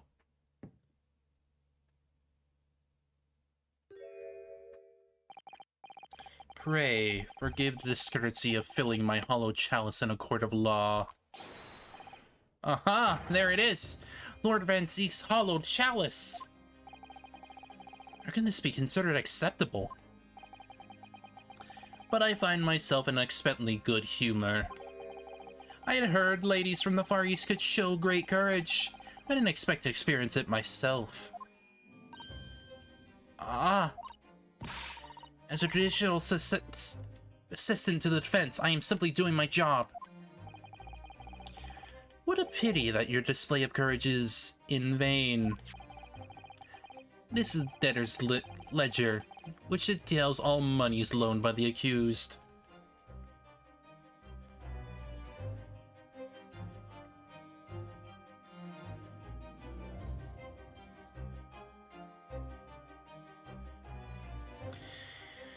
It's almost like white people have an easier time usually being at the top of their game with money. Like, yeah, there are poor white people and whatnot. However, who is the most proportionately poor? Minorities.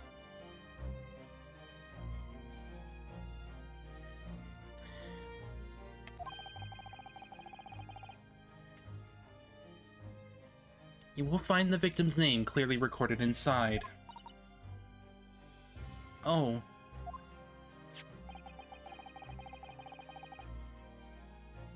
Allow me to present this ledger as evidence. And pray forgive the discourtesy of raising my chalice in a toast to the enigmatic East at the same time. Emily! Emily, stop. Emily, stop. No. Shush. Shush the meow. Shush. A marvelous toast, Counsel. How glad I accept this new evidence.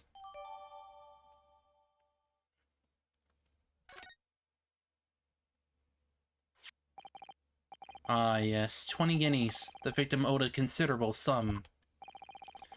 And the accused made quite certain he had ample recompense. Well, it would seem I've had the wool pulled over my eyes. Regrettably, madam, that is the modus operandi of the accused. It's such a little pretty part, too. What a scoundrel.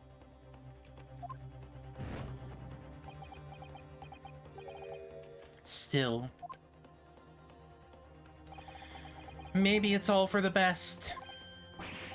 Wait a minute. Let's think about this a little more before... I don't stand for nonsense.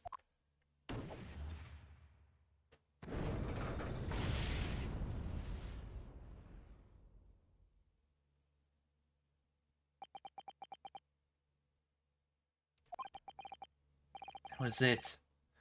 The last juror's decision.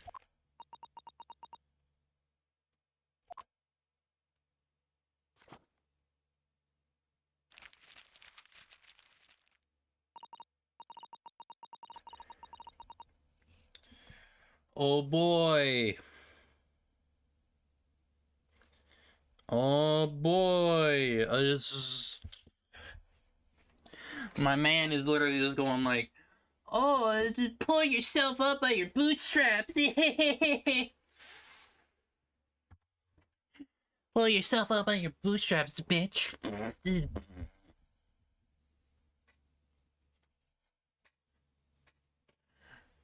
All that fucking Republican bullshit.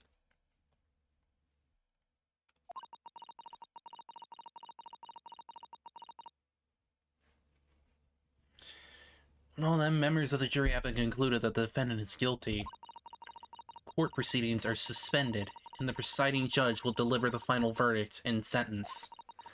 That's what it says here. The final verdict. It's over then. Oh. There's a footnote, though.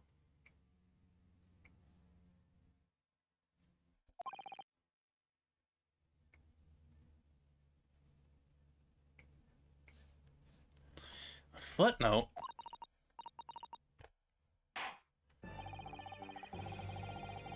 All 6 members of the jury are now in agreement in this case.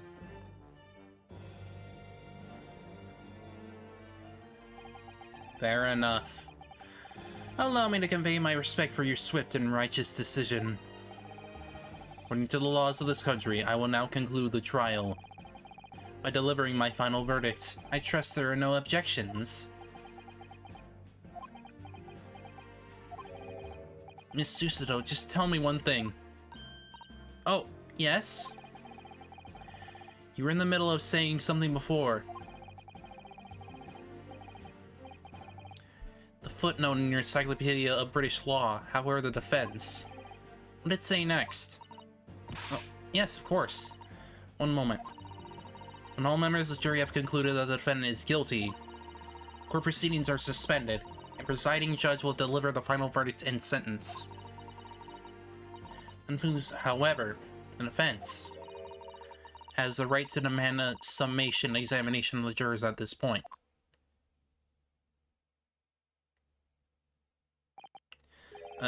A summation examination? Objection! Summation examination. From which century has that tome you have there been resurrected? Judging from the binding, I would say that book is at least 50 years old. Any modern text on British law wouldn't even give such an antiquated procedure a mention. It's a relic, long forgotten and certainly no longer practiced. So you're out of luck. Oh. What even is it, Miss Susato? It's the so-called summation examination.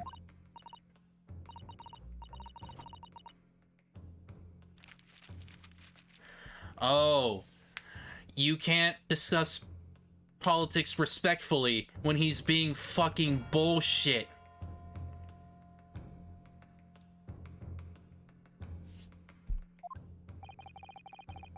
You would demand the right to procedure before you would understand what it entails. Typical Nipponese. Alright, Mr. Naruto, I think I understand. Seems that under this procedure, we would be able to appeal to the members of the jury. To do what, exactly? Appeal to them to change their leaning and reverse their decisions. It says here that if successful, the proceedings of the trial must be resumed. Make them reverse their decisions? Yes, in times gone by, barristers would use a summation examination to attempt to influence the jury's decision. But that procedure became something of a formality with no practical benefit, really, so it rather fell out of use. I wonder why. Because it was devoid of purpose. Changing just one member of the jury's mind would be hard enough, let alone several. No self-respecting defense barrister would ever even assert his right to try in this day and age. Still, I don't see any mention of the procedure actually being formally revoked. What are you suggesting? I'm suggesting that although it may be antiquated and largely forgotten, it isn't yet extinct.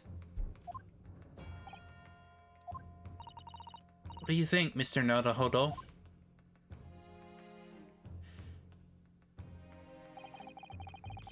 Summation Examination. Our last possible option. To assert our right to carry it out or admit defeat. Defense wishes to assert its right to a summation examination, my lord. Objection!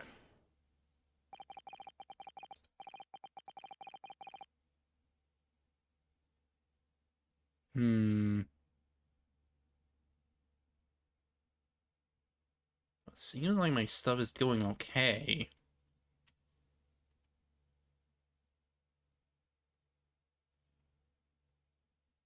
So I guess it's not that bad. I don't know.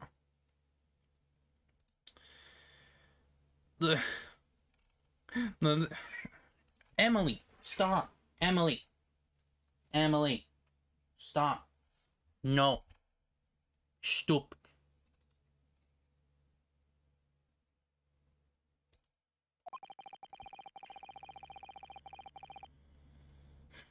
Yeah, I'm sure he is. Summation examinations are an embarrassment that should remain buried. Objection!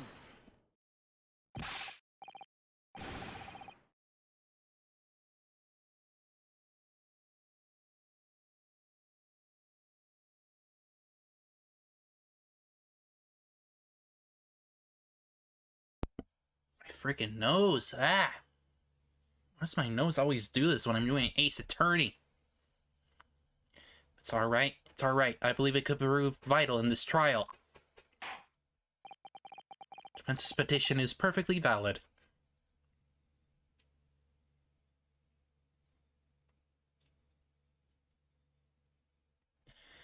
Are you really lazy?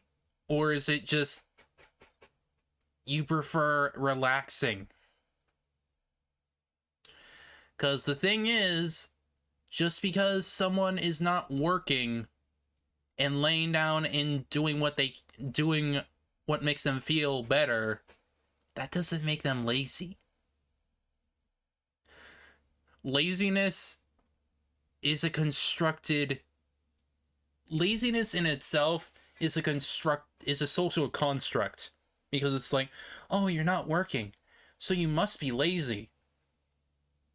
Even though there are a lot of factors that push people to not work in the first place. Almost like they're being pushed away from working.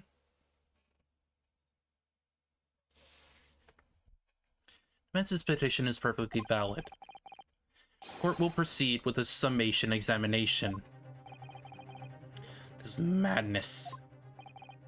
Foreman, are you and the remainder of the jury ready? Eh? I'm not, There's no mention of this in the letter I received, you see, so... All members of the jury will be asked to explain on what grounds they have reached their decision. On what grounds? You must all justify your decisions and explain why you believe the defendant to be guilty. Well, my lord, you're rather putting us on the spot. It's most irregular. No mention was made of this before. I don't really hold with all this justifying lark. It seems to have thrown the jurors off. Yeah, they do. They don't want you to be free. They don't want you to make your own decisions.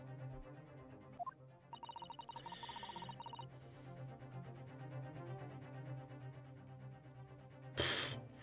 How much good that's gonna do? It's not really gonna do much because it's not helping you in any way. Some of them experienced this before. Alright then. Summation examination. Defense procedure no practicing lawyers attempted for years, is it? Well, just maybe. It might be the opportunity we've been looking for. To turn this trial around. So be it then. Ladies and gentlemen of the jury, the court hereby calls upon you to state the grounds of which you have find the defendant, Magnus McGilded, guilty of the most serious crime.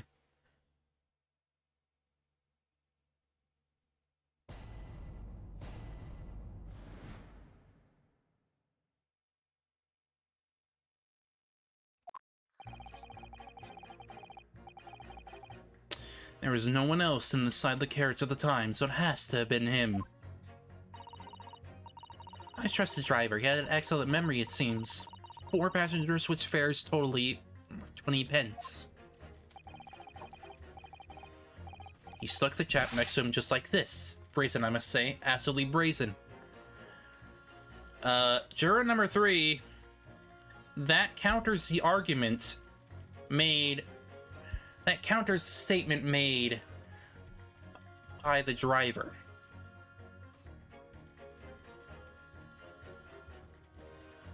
Yeah, it's almost like that's not enough to live.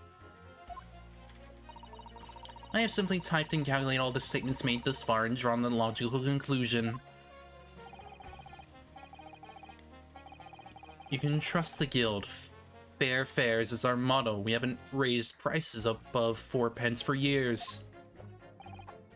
Scoundrel stabbing that poor man on the floor. He wasn't on the floor. He was in his seat. It beggars belief. He wasn't on the floor. I'm starting to wish I hadn't pushed for this now. Some others don't seem to have wonderfully formed arguments though, do they? Well, let's see what we can do. We need to get these 6 people to change their minds. I'll have to throw everything I can at them. Use some very persuasive language. Just a moment, Mr. Naruhodo. According to my book, that's not quite how it works. Oh? Thought I was going to have to thaw their icy minds with some heartwarming rhetoric about the defendant. Unfortunately, once the jurors have decided the defendant is guilty, they're unlikely to heed any of the things the defense says. But then, they've reached their conclusions by their own reasoning, you see. Their pleas will sound like excuses. In fact, it could recoil on you the more you try to persuade them, the more entrenched they become.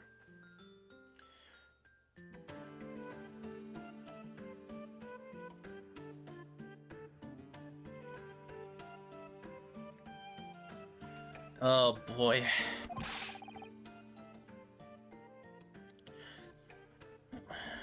Well, as long as she's open and she's like actually learning.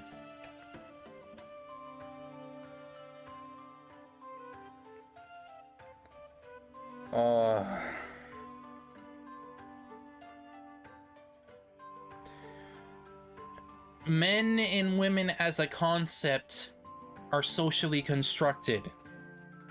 Men and women don't officially exist. They don't exist.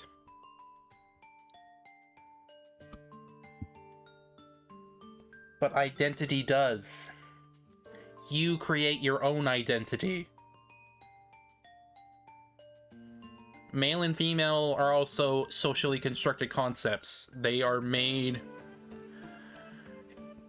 like, specifically because sex in and itself is not a end-all be-all. People always have many different chromosomes that make them different. No one is one-to-one.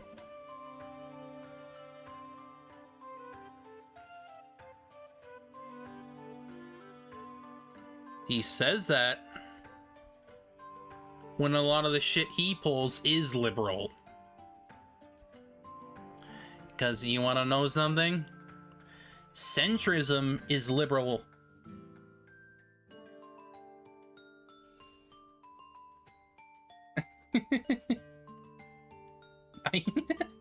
Nice. And what on earth am I supposed to do? Oh dear, I'm just citing what I've read about British law, Mr. Naruhodo. Right, I'm sorry, do you have any idea how to make this work then? Well, from what I can understand, the key to this procedure is using the jurors' own words to make your own arguments. do you mean? 6 members of the jury are randomly selected members of the public.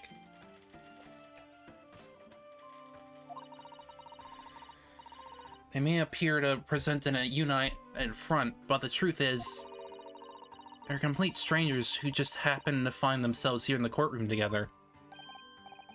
And that's the way to break them down, you mean?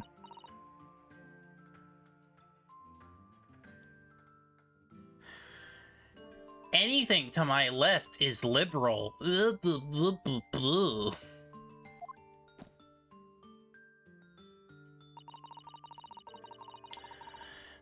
must listen very carefully to what each member of the jury says.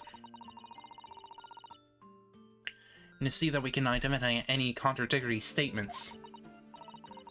If we can then contrast the statements and pit the corresponding jurors against each other. See, so it's contradictions of what 2 or more jurors say that we're looking for. In a way, then... You and Alina share a father. Am I wrong? No. Except my dad is more just fucking confused. Mm-hmm. Like with my dad, he's like more confused. He's not like deliberately going out of his way to like abuse me, because I don't think that's what he wants to do. Debatable. I guess. I don't know. At some point in time, it stops becoming. It stops going from like innocent to malicious. Yeah. Well, I'm your dad now, and I'm gonna fight your old dad. Beat him up. He probably also goes like. He probably also makes like. He probably acts all tough and is just like, "Oh, I know better than you, cause I pulled myself up by my bootstraps." Right. I mean, can I bring a knife to this fight? That is your gimmick. I'll bring a knife to a fist fight. Fuck him. My knife, the Hope specialty knife. Yeah, I don't know what was happening today with like the fucking bitrate. But at least when I was like looking at my stream itself, it seemed like it was okay. Just for whatever reason, it's scuffed today. I'm gonna post the funny song in chat. Alright, might be able to pull this off. No, that's not right. Slaps face. I have to pull this off. And we start proceedings, counsel. I would like to ask you to take the stand for this. I'm expecting a clear and concise rebuttal. Yes, my lord.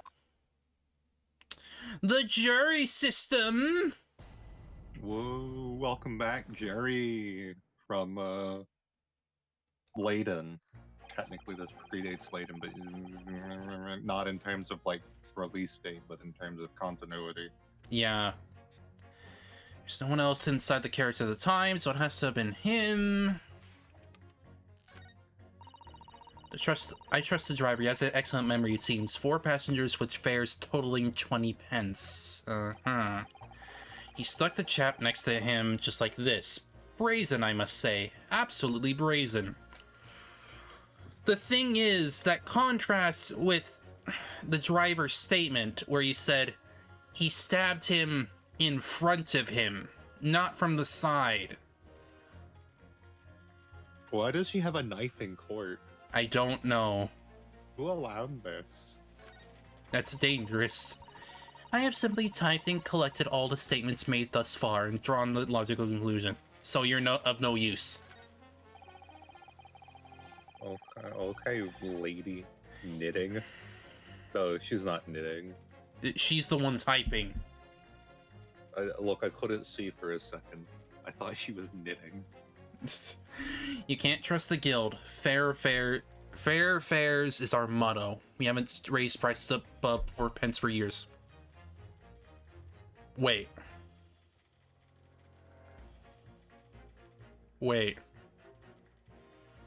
can't No, believe it no, only no, cost- no, no, no, no, no, no. If it was 20 pence, that means there was another passenger.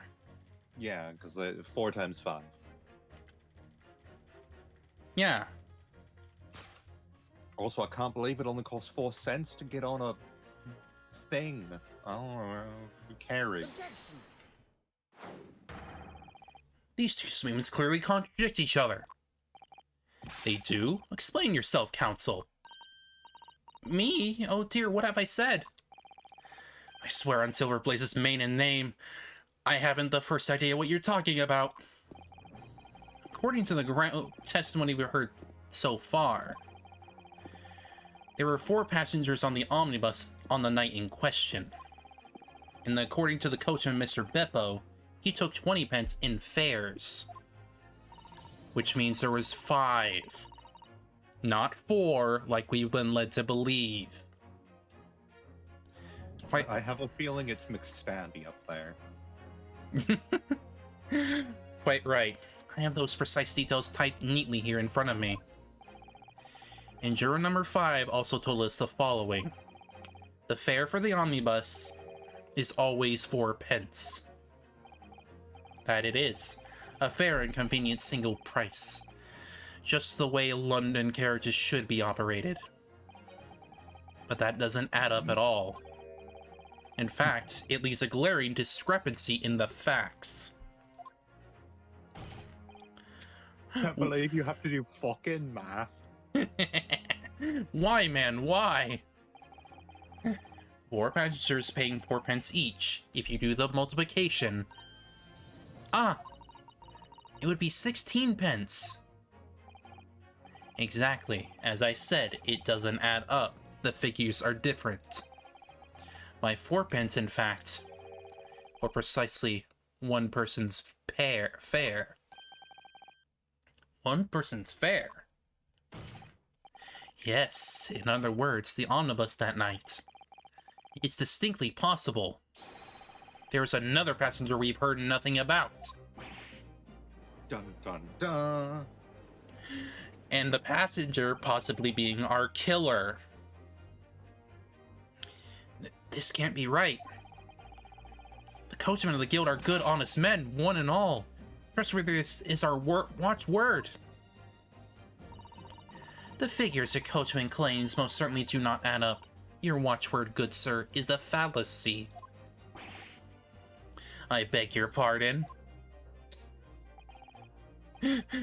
Here's where we get the jury to argue. Are they going to bicker like children? Yes. Mr. Guildmaster, I think you ought to consider that if this trial were to end now, the news will surely spread all over London. The news that one of your coachmen tried to hide the fact that he lets nefarious characters ride his omnibus. Dun dun dun. Alright then, how do I make it so make it so this miserable trial doesn't end, Well, you tell the fucking truth, fuckero. Maybe say he's not guilty. That way we can change the flow of the freaking trial, you know? Yeah. Well, according to my book here, you simply launch a ball of fire into the innocent side of the set of scales.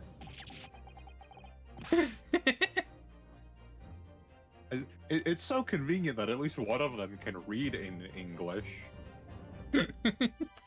Yeah. I'm assuming they're speaking in English. They're speaking in English now, yes. Okay, well, at least Naruto can understand that. Yeah. Better than we're doing. We can't speak either language. Haha. Now hold your horses there, coachman. We were all in agreement. Wait till I get my hands on you, Beppo. Rip Beppo. He's trying his hardest. He looks so cold. He looks like he's always going on night runs and he's just so cold. Help him. Help Beppo. Who Beppo? Hang on. Okay, I was just gonna look it up. Beppo, right here. The driver. Oh, this is He's always making night runs, and he has like a scarf and mittens on, and he looks always so cold, like he's shivering. poor Beppo. Do the jurors have names, or are they just juror? They're just jurors. Okay, that sucks. I love the weird names that characters get in these games. Yeah, I think it's just for consistency's sake. That way, we're just like, Well, There's no, the jurors in didn't the jurors in Layden get them? well, no, there wasn't like a jury system. It was more the introduction of the multiple witness system. Still the jury system. Yeah, but we have the jurors plus multiple witnesses here. So it's more. We have more here. It's an extension of the previous system.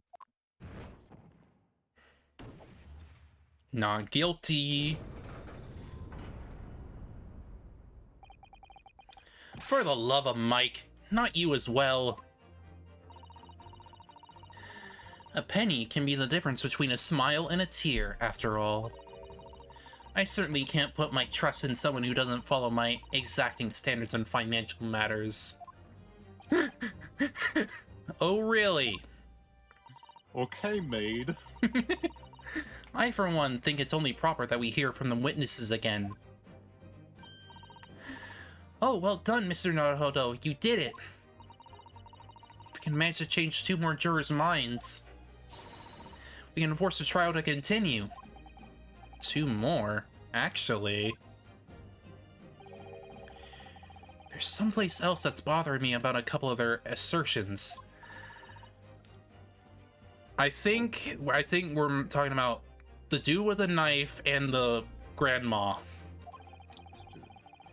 So Stabby McStabson and Nana. Yes. So we need to put 2. I'll name them. Exactly, you can do this. Well, the scales of justice have just shifted, but they still weigh heavy on the side of guilt.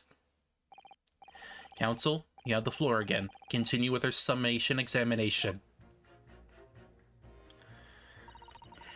Yeah, I'm pretty sure it's them.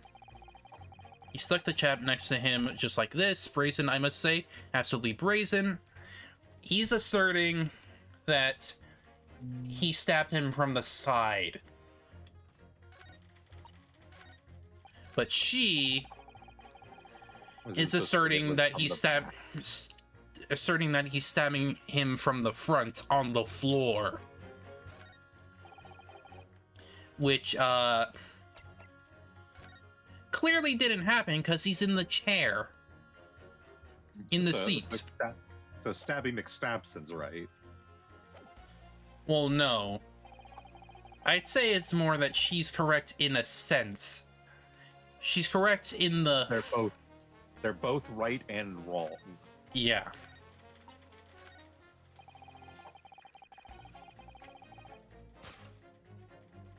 Well, poor Thrice fired. Yeah, Thrice fired. It's because of he's a brick maker, so he fires the bricks 3 times. Since, you know, bricks are made of clay. Yeah. Sir, do not drop your knife, sir. Oh, dearie me, I was only knitting a jumper for my other half. Your what? Does she mean her panties?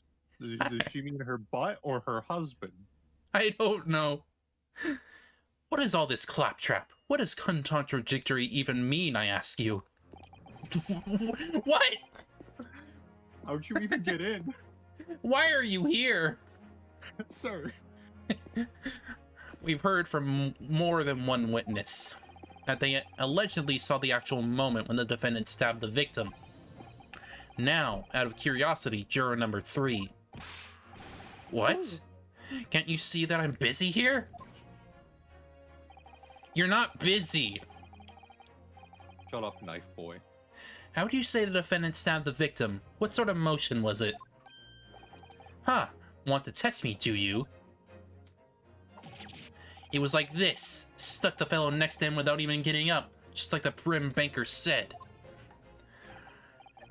The thing is, it would be more advantageous of him if he was sitting in front of the victim. That way he could just stab forward, not from the side. Do you mean behind? Well, yeah. If he was sitting next to him, he would be stabbing behind. But if he was sitting aside, like in front of him, it would be easier to stab in front. I think it'd be easier to, like, reach over the seat and just slit. Now then, juror number 6. Oh, is that me, is it? What can I do for you, young man? No, it's the woman next to you. How would you say the defendant stabbed the victim, madam? Oh, well, dear, as far as I can understand it, it was like this. He stabbed the poor man after he'd collapsed on the floor. The coachman said so. Well, no, he didn't. He did say he did stab him in a frontward motion. However, not on the floor. Take a look at these 2 jurors. He stuck the fellow next to him without even getting up. And he stabbed the poor man after he collapsed on the floor. Well, I never. They're stabbing in totally different directions. What? Bless my stitches. What a muddle.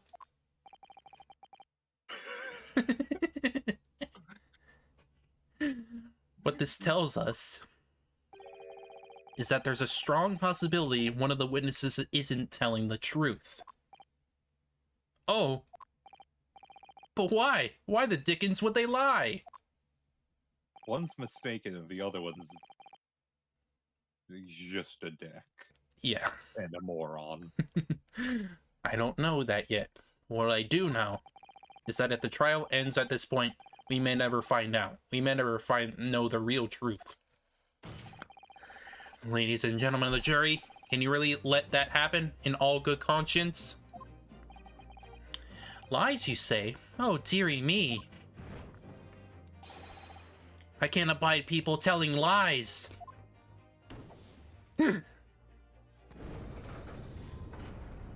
Equal. The scales. I don't believe it. We have equalized. Wait. Now hear this, my fellow jurors. I warn you, you cannot listen to this man. Look at him in his black suit. He's clearly some devious Eastern sorcerer using magic on us all. Okay, racist. Sir, can you like slow your fucking roll? Please stop being racist to the Japanese man. Yeah, his ancestor's gonna kick your ancestor's ass.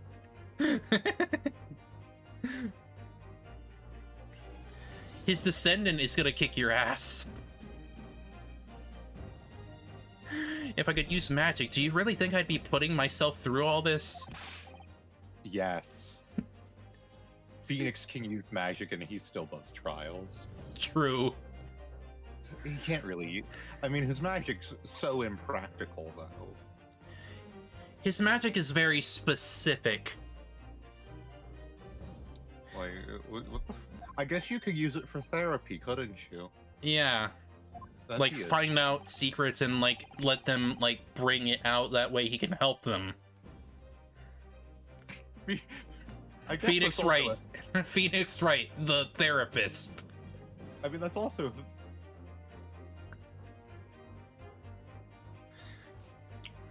That's also Athena's thing, though, isn't it? Yeah. That's very much her thing, because she has like a mood matrix. That's because she's super sensitive. Yes. She's Let's a say sensitive- the Shylock did stab this victim as he sat next to him on the omnibus. And this young dandy saw him do it. And now let's say the victim collapsed on the floor, and then the Shylock stabbed him again. No? There's only one stab wound, you moron.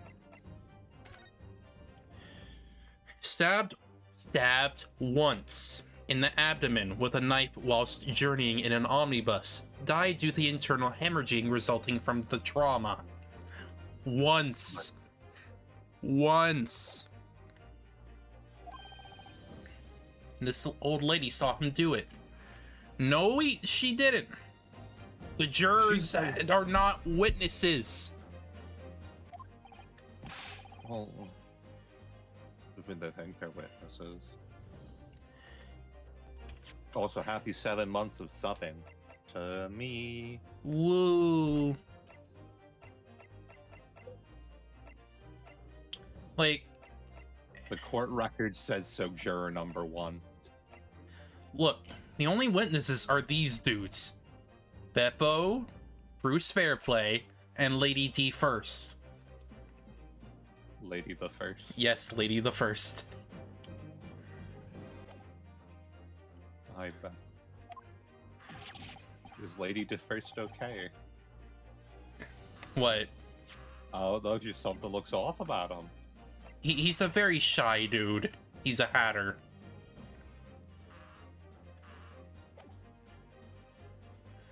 Who are you calling a dandy, sir?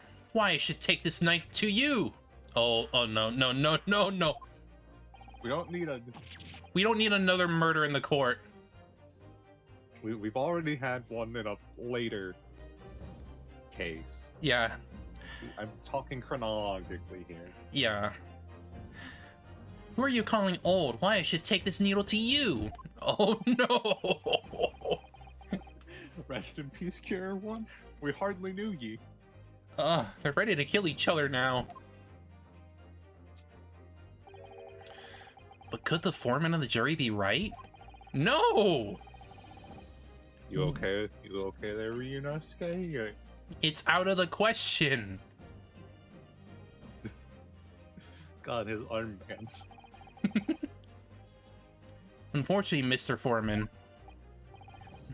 What is it, you dark jinx? Come on, out with it. What the fuck's a dark jinx? I don't know. Dark magic? What you're suggesting is impossible. It's out of the question. Look Well, all at I the got was- freaking post-mortem report. All I got were pictures of Jinx League of Legends. What are you talking about, man? How can you possibly say that? You do realize that I'm only doing my job. Then maybe you should do your job better, because look at the freaking post-mortem report. As foreman of the jury, you have a responsibility to steer everyone in the right direction. Then maybe you should do it better. You're shit. So where's your evidence, man? That's what we want to see. I have it. I say the two instances saw two different moments of the same crime. They aren't... Oh my god. You see that out of the question, show me some proof. I have it. Looks like the only way I'm going to convince him is to present him with something he can't dismiss. Some irrefutable hard evidence. The autopsy. It hasn't been updated. Oh, fuck you. I have the updated autopsy report, right? Where? I'll Where's get the funny video? that one.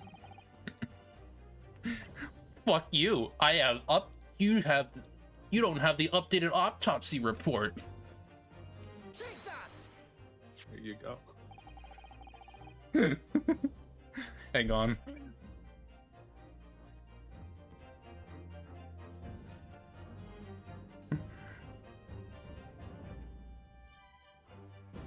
Hang on. Dude.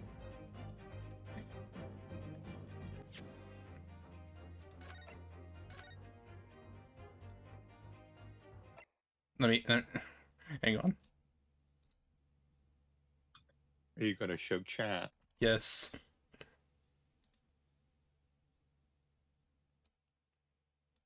Here we go.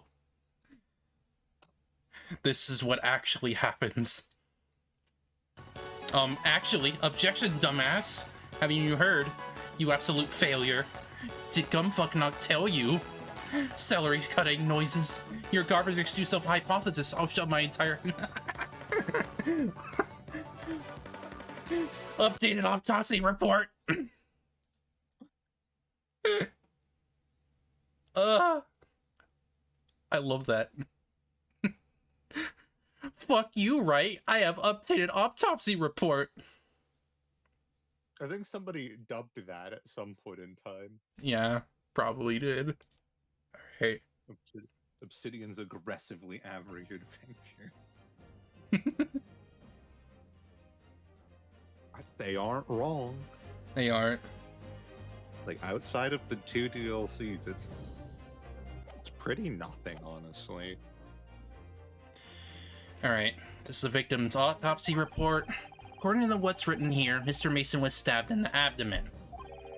Only once. Eh? Only once?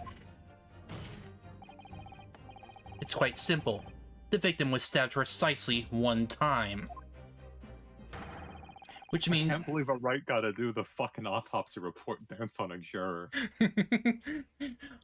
Actually, fucker, I have the autopsy report.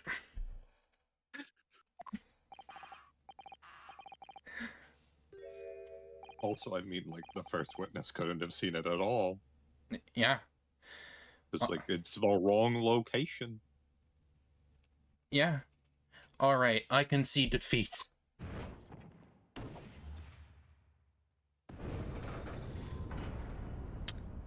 Heh.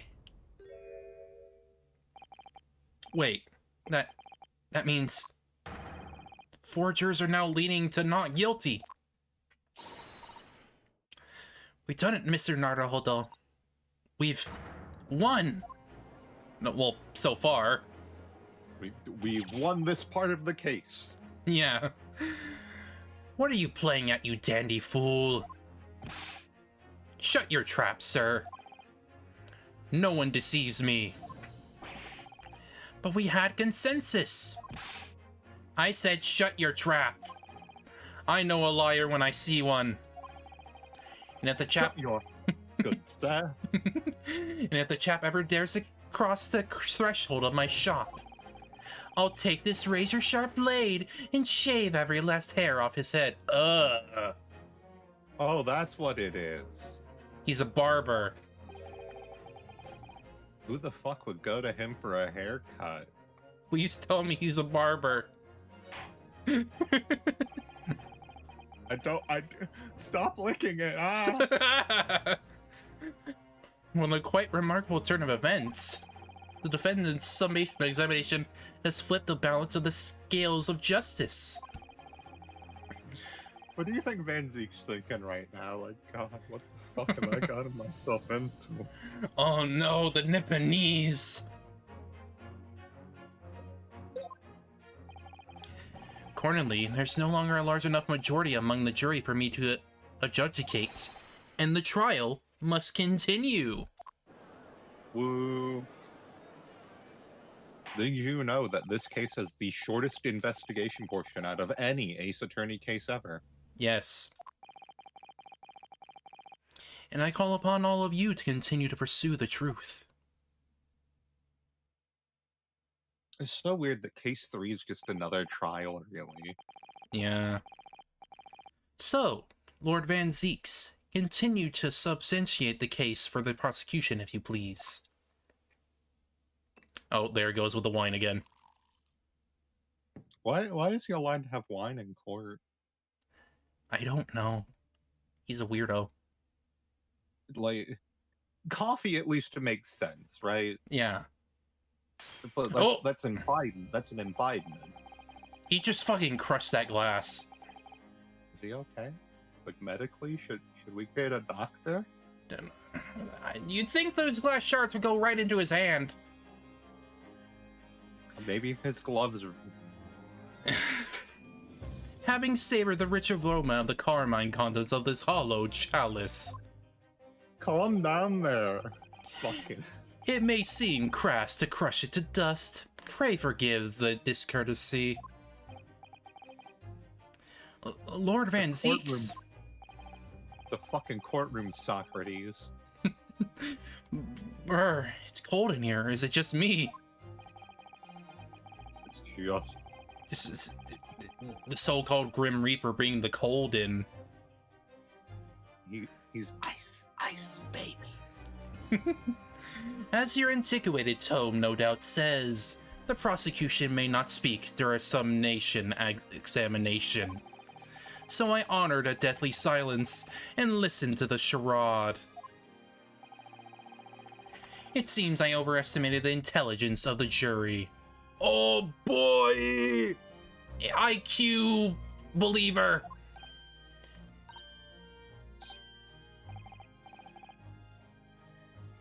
Well, no matter.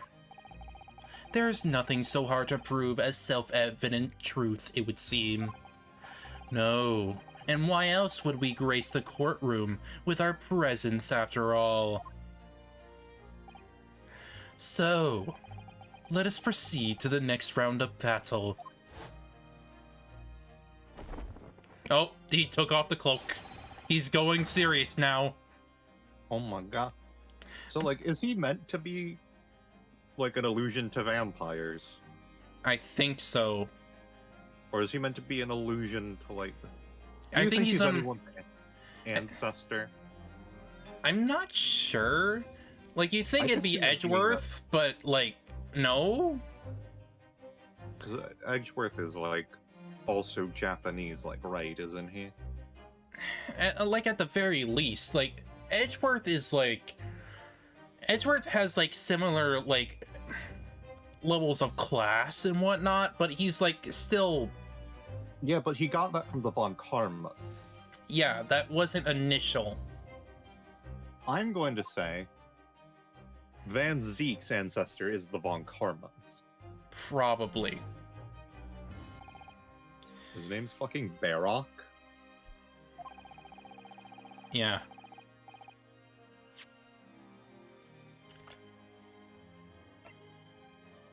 Beppo, Thrice Fired, Mason, Beppo, Bruce Fairplay, Lady DeFirst.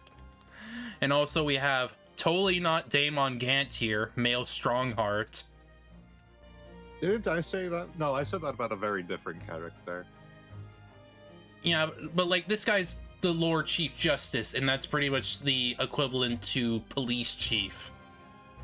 Okay, but like, he looks like, and so does Damon, the police chief from Merkelgio, and you don't believe me, and you don't agree with me. I mean, kind of, but like the thing is, the police chief from Merkelgio looks like a wolf or a lion, like he's supposed to. They look like wolves and lions. Okay. And then we have Rich Boy defendant. Rich Boy McDouchebag. Mr. Loan Shark. That we're defending. Isn't he just Damon Gant? Not Damon Gant. Fucking... Oh god. You mean... Farewell my turnabout. Matt Damon. Yeah. His name's not Matt Damon, but it's Matt something, and he's based off of Matt Damon. Yeah. Like, I'm pretty sure it's pretty much just like that, because we're in a thing of just being like, oh, should we defend the fucked up dude, or shouldn't we? In this case, you don't actually, you don't fully trust him, but, Because it's already brought up the fact that he is a loan shark, and that's why he has so much wealth, is because he takes everything that everyone owns because they can't pay the loan. Mm-hmm. Apparently Queen Victoria's in this case? I don't know. I guess she gets mentioned. Well, they mention, like, the Queen. Yeah, it'd be Queen Victoria this time. Let me get the name of the character I'm thinking about. It transpires that in your previous testimony, you were attempting to veil the presence of a fifth passenger on your omnibus. You will be found guilty of perjury. You are advised to bear that in mind, sir. Isn't it perjury? Yes, perjury. Oh, mio Dio. Mio Dio. Now then, witnesses, I hereby call on you to testify before the court again. You will explain the various misgivings brought to our attention by the defense's summation examination. Matt on guard. Yeah, Matt on guard. I still think he's based on, like, a famous actor. He is. I think that's the point. I mean, I know that's the point. Speaking of people who look like lions, Willpower looks like a fucking lion. Yeah, but he's a very introverted kind of dude. He's very kind. He's a cowardly lion. Yes. And he's very kind because he's not a killer. Despite his appearance, he's not a killer. He's a big softie. Yes. I only carried 4 passengers that night, I swear it. But, Poor Beppo.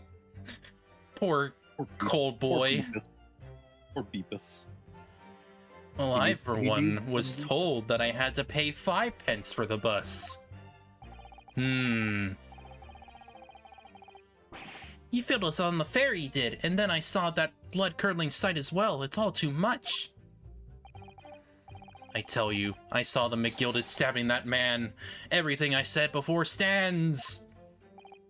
Oh, yes, he stabbed him. Yes, he did. I think so, yes. I mean, you could have also been, like, in a bit of a hallucinatory state because you were so freaking cold. So Milliner seriously, like, is that a real thing? I don't know. What the fuck's it? Oh, it's because a milliner makes women's hats. Yeah. Oh, that's the pun. That's Lady the first. He makes lady hats first. Yeah. The phantom 5th passenger conjured into existence by my learned Eastern friend never existed. So that means one of our jurors was still fucking wrong, though. Yeah. So they weren't. That was pointless. The confusion has arisen from the coachman's sly little cosingage. I mean, clearly he just wanted to be paid a little bit more because that's not a lot of money in this time. What the fuck's a cosingage? I refuse to believe that's how that's enunciated, Google. Beppo, explain yourself. I'm Terry. Sorry. Look at his eyes. He's so... Help him. Apparently it's supposed to be pronounced with an E at the beginning. I'm terribly sorry, Guildmaster. I'm terribly sorry, Guildmaster. The guild's fare is 4 pence across the board. You know that. But I'm poor! Mood. He's clearly poor. And he's just out there every night in the cold trying to transport people, and it's like, what can he do? Am I to understand you've been overcharging our passengers by a penny a fare? Yes. It's so cold, and the last run of the day is always half empty. You have been So he's just trying to make up? Yeah. You have been dishonest, Coachman. I charge extra for, like, earlier fares. Yeah, because if it's, like, colder out, you should be paid for more because you're putting your life on the line for that. Especially if it's poor condition. Like, he's outside the whole time. It's cold. Get my man's a blankie. Beppo. You're a disgrace, Beppo. A disgrace. And your selfish actions have been brought dishonor on the entire guild. I like his mustache. Verified mustache. It's a horseshoe. Yes. If I may, sir, I had to pay 6 pence on the bus just last week. Oh. What?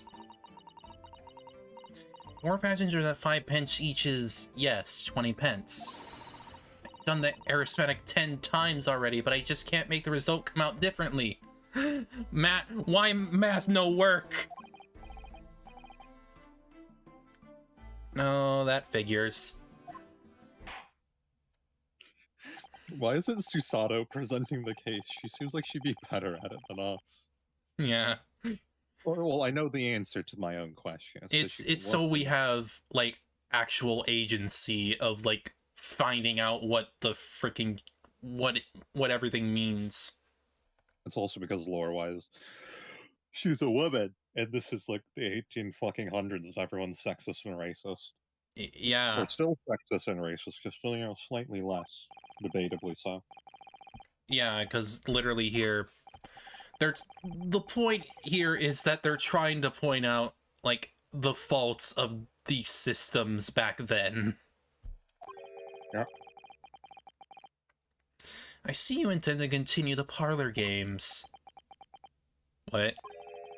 The fuck's a parlor game? Absolutely. Parlor tricks?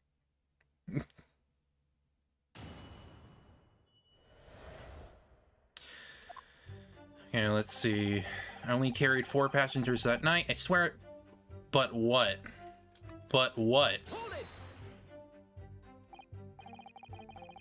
Ooh, swords. So there were only 4 passengers on your carriage, but you didn't change them the standard 4 pence fare. Is that right? It's impossible to make the last run of the day pay. I was so cold. It was all I could do to stop myself passing out. I'm getting chilblains just letting you. It was terrible, so I wanted to give myself a pat on the back for keeping the bus running. Like, look, he's shivering right there. He's freaking cold. What's going on? Is this room not even warm? No, I think he's just built different.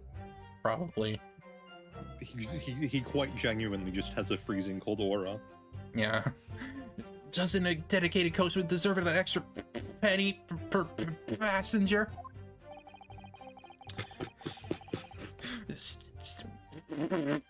Potter.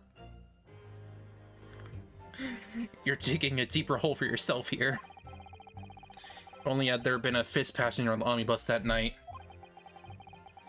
then we would have another suspect.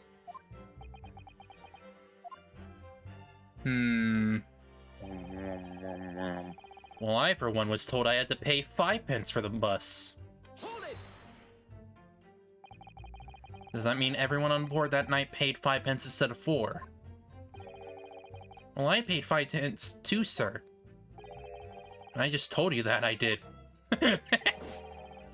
A flat fare of 5 pence across the board.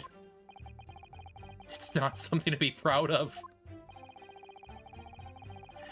The so-called discrepancy my learned friend identified was nothing of the sort.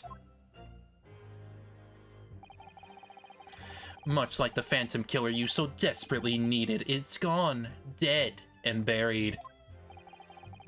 Calm down there, Socrates. He really is a fucking... He acts and looks like a Van Karma. Yeah. I'd have been happy if I had ever existed in the first place. You feel it on the ferry, you did, and then I saw that blood-curdling sight as well. It's all too much. Hold it!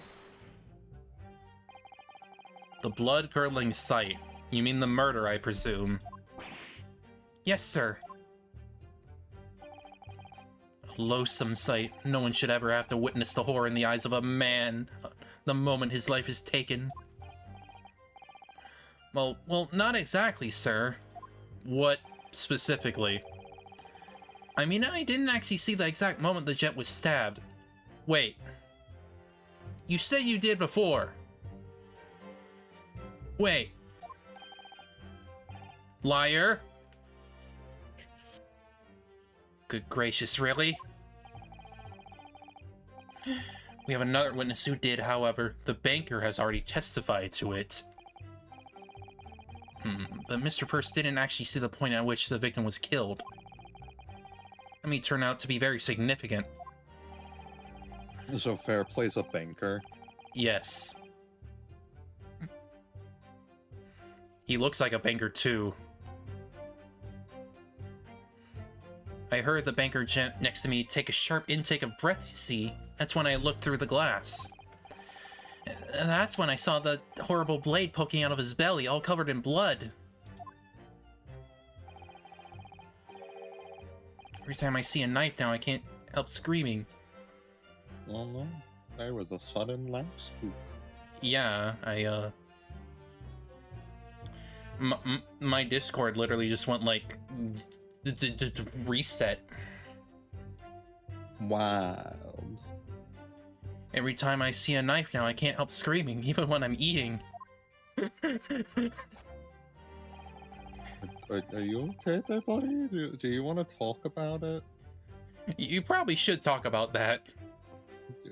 Do we need to take you to therapy, Buckaroo?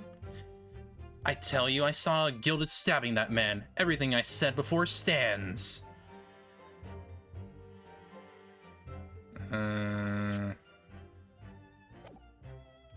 Well, tell me about it specifically. Like, describe it. So you saw the defendant, Mr. McGilded, stabbing the victim, Mr. Mason, who was sitting next to him. That's what I said, isn't it? It was bothering me before this was. For just a brief moment, he hesitated before answering the question. Anyway, there was only 2 of them inside the carriage, wasn't there? There's been much talk of a 5th passenger, but as of yet, 0 evidence. Fair, but there's something off here. Then what we are wasting our time for, eh? It's black and white. The man's guilty.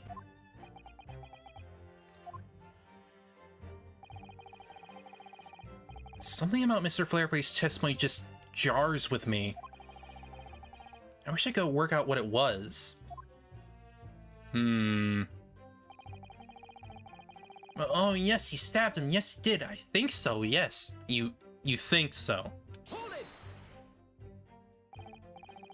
Earlier you testified that you saw the moment when the defendant allegedly stabbed the victim, didn't you? Oh, yes, that's right. No? You stopped the coach, and then you looked over. Because people were shocked. You said that the victim was on the floor, and described the assailant holding a knife in an ice pick grip. I suppose. I might have, yes, put the cart before the horse, maybe. Oh, boy. Oh, boy. What's this? Well, I'm quite sure about most of it. I was driving the horses when I heard a scream from the seats on the roof deck. Oh, I expect that was me, sir. That was when I turned it around. Yes, I saw it through the skylight.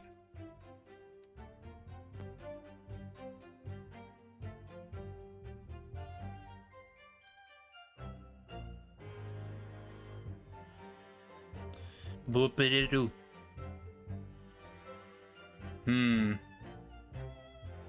Then when I turned around, yes, I saw through the skylight. Uh-huh.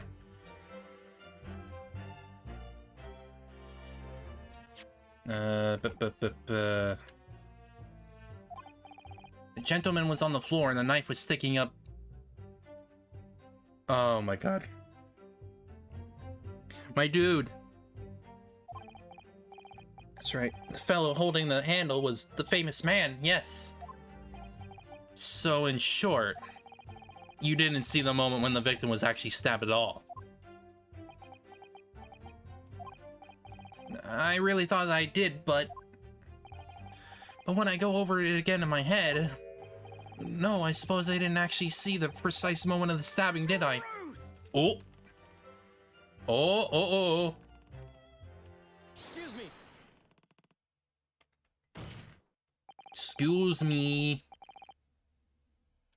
Do you have something to say about that, Mr. Fairplay? Now you listen to me. I know what you're thinking. He didn't really see the exact moment that the fellow was stabbed. What are the chances of that? Eh? Are you asking me or telling me? He's getting flustered.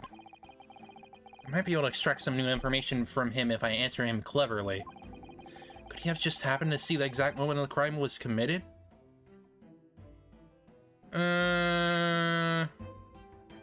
No. Well, it is a little hard to believe, certainly. Unless you spend your time peeping through a skylight on top of an omnibus, that is. Peeping? I'm a respectable city banker, I'll have you know. And I know what I saw. I remember it clear as a Balerian day. It was a grim scene, I don't mind telling you. Thank you, Mr. Fairplay. Excuse me, I was getting a little hot under the collar there, my lord. I would ask you to supplement your testimony with a clear statement about what exactly you saw. Oh, I can do that, all right. I'll tell you just how grim it was. My dude, I don't think you actually saw it. Do you think I'd forget the sight of those blood-soaked hands? Dude! He was wearing gloves! Objection. He was wearing gloves! You absolute dolt! Blood-soaked hands? Well, I admit that soak might be, laying it on a little thick, but... But anyway, there was definitely blood all over them. Both of them were covered in it. No! Well, I'm very sorry to disagree, Mr. Fairplay, but that's more than a little peculiar. What? Here are the gloves worn by the defendant, Mr. McGilded, on the night in question. Oh, yes, right. And there certainly does appear to be a sizable dark-colored stain there. But as I'm sure you can clearly see, it's only on the right hand glove. Why are you biting the top of your cane? In short, Mr. Fairplay, your testimony is inconsistent. Ah! But no, this can't be right.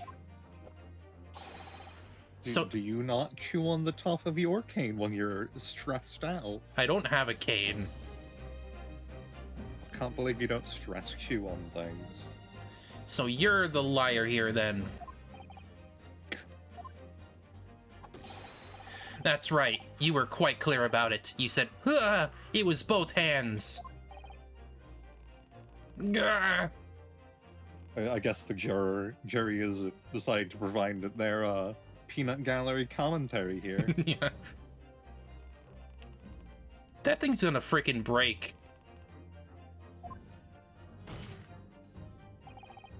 Mr. Fairplay, if your last statement was a lie, it calls your entire testimony into question. Woo. You say you saw the moment the victim was stabbed, but is that really the truth? Well, Objection! It was a simple mistake. You can't justify accusing this man of lying. Shut up! You don't know shit. Yes, it wasn't with both hands, it was only one, but the fact remains. The victim's blood was on the accused. Objection!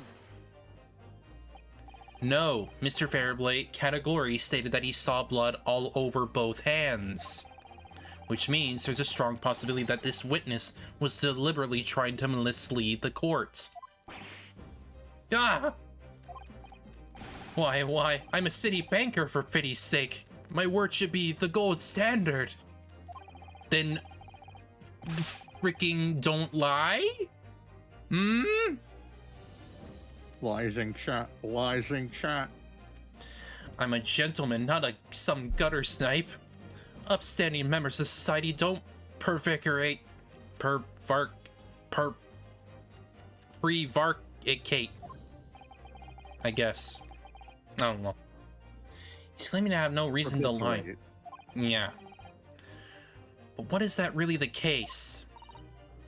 Mr. Naruhodo, if you had some evidence to explain why Mr. Fairplay might be lying, could... Oh! Debtor's ledger. He was in debt to him. He was in debt to Mr. McGilded. We have to look. From our great detective friend, perhaps. Actually, I wonder. Surely we will not find Mr. Sholm's name inside. Well, let's see what we find. Who is in debt to Mr. McGilded, eh? Gosh, it's crammed full of gentlemen's names, isn't it? Well, I suppose they're probably not all gentlemen at all, are they? After all, not everyone is in this country is well off. Yeah, considering the poor people you saw everywhere, because, well, this was like a huge surge in the poor population, so... What is it? Almost like capitalism hasn't worked for fucking centuries or something. Yeah. Look at this. Do you see the name here? Bruce Fairplay. Should that mean something to me? It does sound extremely familiar, actually. Bruce Fairplay, the witness testifying in this very moment. Oh, yes, of course, the banker. Why is his name in here? Because he was in debt to Mr. McGilded, the loan shark. Ah, he borrowed 20 guineas, did he? And look. Yes. Did you call them kidneys? I said guinea. Oh. And look. The repayment date is fast approaching. It's possible that this is just a coincidence, of course. Which means he probably made some misinformation in order to make the debt go away. Oh no. I think McGilden did it. I mean, I definitely do not want to believe the frickin' rich man. So, yeah. I definitely do not want to put it out of possibility because he kind of has a reason to kill the people that are in debt to him. I thought you played like up to this point already. I have. The- I'm pretty sure he's the one that is the killer. Okay, you just don't remember. I don't remember the I don't remember the specifics, but I'm pretty sure he is still very much involved. He is not completely innocent.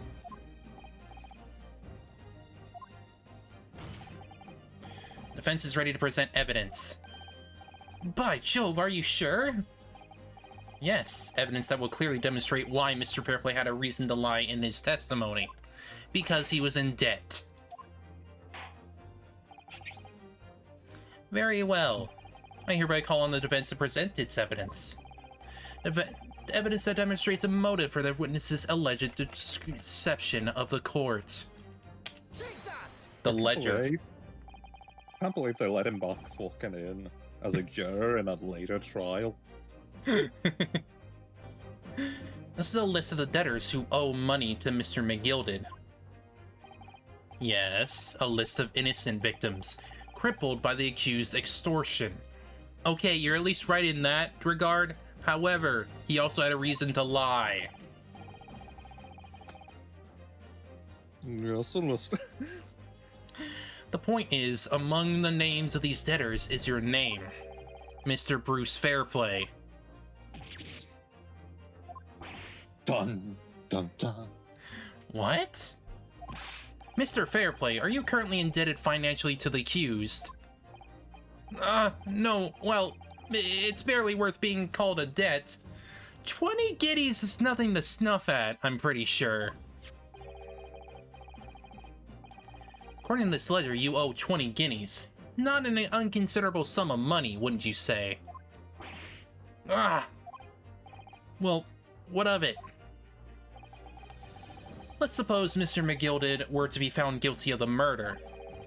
What would become of your debt in that case? It would disappear.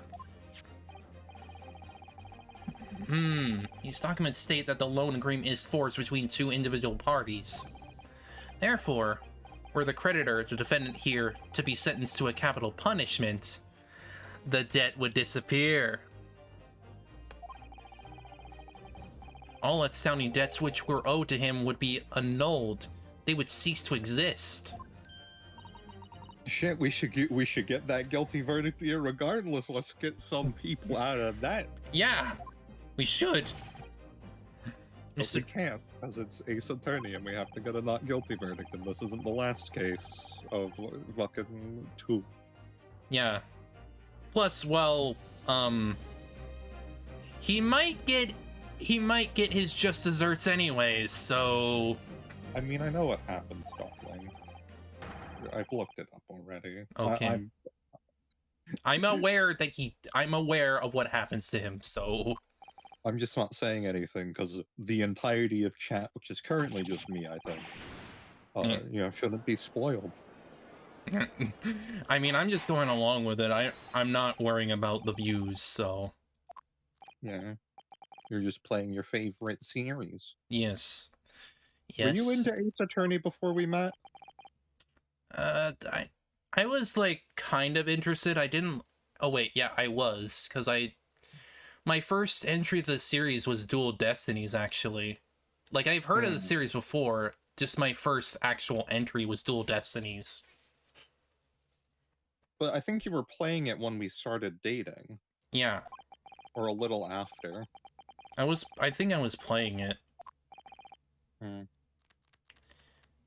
I do know for a fact, though, that I got you into Okami. Yeah. You didn't even want to watch the Chugga Conroy Let's Play of it. Because I wanted to play it. Yeah. See the precise moment in time in which the defendant is alleged to have thrust a knife into the victim.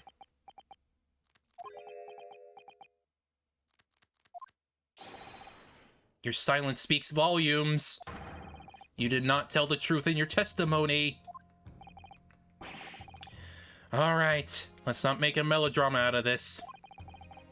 Perhaps I did overstate the truth a pinch. A pinch? A pinch. But a scoop, sir, a scoop. But it makes no difference. I definitely remember seeing blood on McGilded's hands, both of them. But he was wearing gloves! And only one's covered. And yet, only one of the defendant's gloves, which we have here as evidence, is stained. So you keep saying. I don't think you can wash those. Yeah. They're leather. I'm pretty sure. They look like leather. Who knows? And I wonder if I might be allowed to speak, sir. Go ahead, Mr. First. Well, the thing is, I think I remember seeing it myself as it happens. You're changing it now? Seeing what? The blood, sir, on the assailant's hands. I think... yes. I'm almost sure that it was both of his hands, not just one. What? What? So we have somebody else's gloves then. Probably. It would appear that we're going to need further testimony from all your witnesses. Plus, well, we've seen what Megilda looks like. He has rings on one of his hands. Yeah. This time, I would like to know precisely what you did and what you did not see. Do I make myself perfectly clear? Yes. So when's Susato gonna peg Naruto? Probably after trial. Mr. She Naruto. looks so cute in that outfit, though, doesn't she? Like in the trial outfit for the one case she gets to play as the protagonist. Mm-hmm. That's a mint look. Plus, well, she's the Maya equivalent, so... Yeah, but okay, Maya's underage, though, that's the thing. For, like, part of the series. Well, yeah. Actually, I think... Susato is 16. Oh. I figured she was older. I'm pretty sure, though, that, like, Naruto and, She's wise beyond her years or something, I don't fucking know. and Asogi are, like... I'm pretty sure they're of age, because they're, like, in university.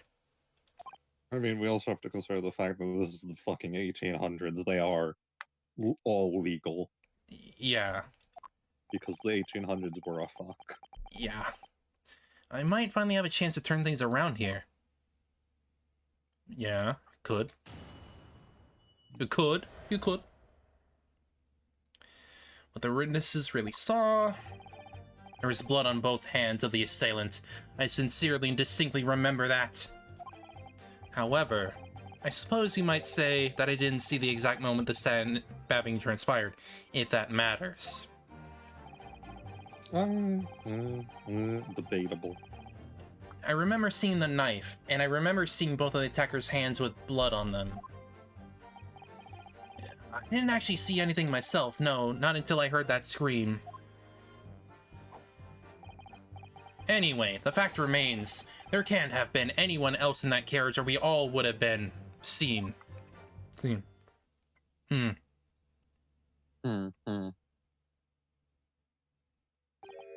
Well, lo and behold. In truth of fact, not one of you was witness to the crucial moment the crime was perpetrated. I apologize, my lord, but honestly...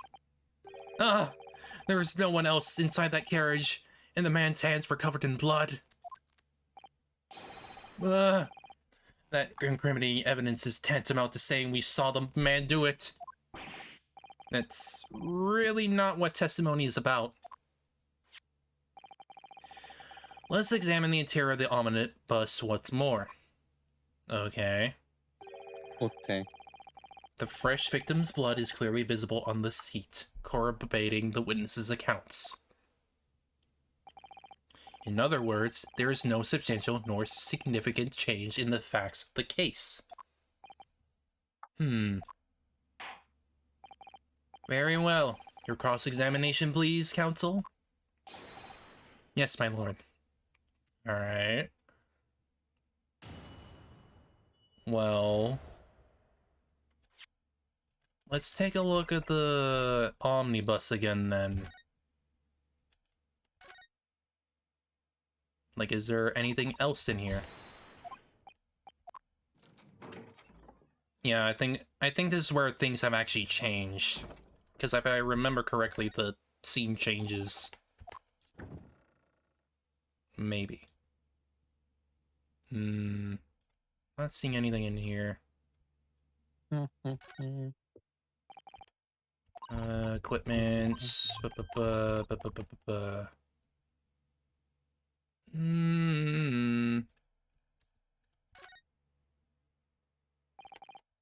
Blood soaked in the seats.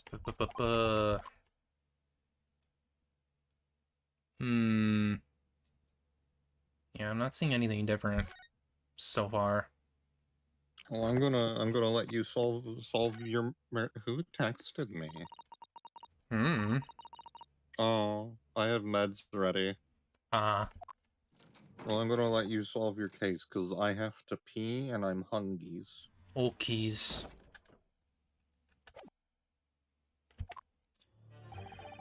Alright, let's see.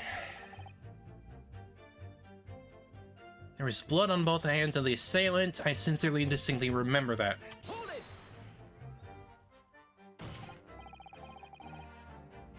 No, the evidence tells us otherwise. We have the gloves the defendant was wearing on the night in question in the court record. I'm well aware of that, sir, but nevertheless, I know what I saw, and I stand by it. The man had blood on both his hands. He's defiant, even in the face of hard evidence. He's definitely refusing to admit that he might be mistaken about what he saw, but why? Your reasoning is dire. One hand or two, the salient point remains unchanged. Minutes after the grim crime, the victim's blood dripped guiltily from the accused fingers.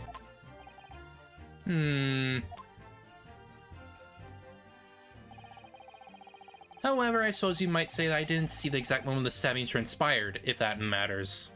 Hold it!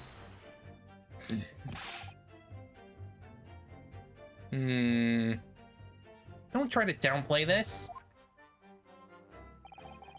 Whether or not you saw the exact moment of the crime is a matter of fundamental importance, as you well know.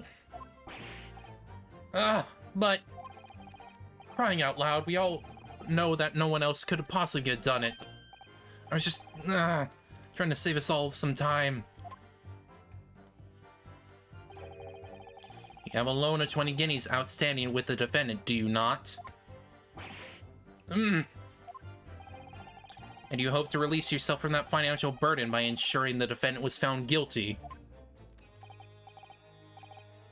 Well, that's not entirely not what I was hoping for. I just lost a little guinea or 10 when I backed the wrong horse in the Derby, that's all. I was going to win it all back. There's a fixture this weekend, that's a sure thing. A little guinea or 10? I'm a banker. No one bats an eye if I borrow a little spending money for the weekend. Oh boy. I think you may have revealed rather more about yourself, about your character than you bargained for, sir. Mrs. Scrumples are not on trial here. Proceed to the next witness. Is that really how it's supposed to work? I remember seeing the knife, and what I remember is seeing both of the attackers' hands with blood on them. Hold it! You definitely saw that too? Blood on both hands? Yes, sir. I mean, I know what you're going to say. Only one of Mr. McGilda's gloves had any signs of blood on it. That's right. Thing is, as far as I remember, sir, when I looked down and saw Mr. McGilded sitting beside the other fellow, I don't believe he was wearing any gloves, sir. He wasn't wearing these gloves? That's correct, sir. And I saw the blood on both his bare hands quite clearly. It's true that the dark-colored stain on the dark leather gloves wouldn't have been easy to see. I should point out that the police officer who apprehended the accused on the night in question reported that there was no trace of blood on Mr. McGilded's gloved hands. There wasn't blood on his hands? This is puzzling indeed. Must be significant somehow, I'm sure of it.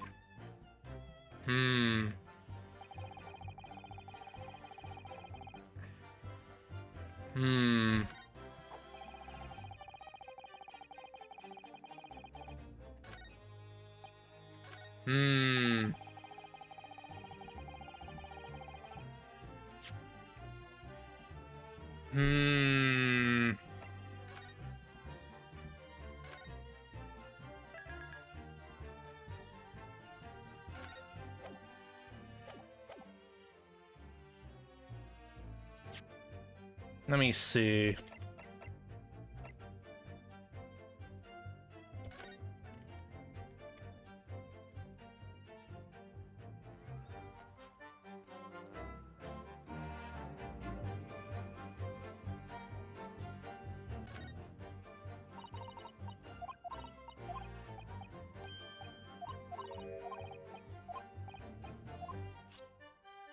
Hmm.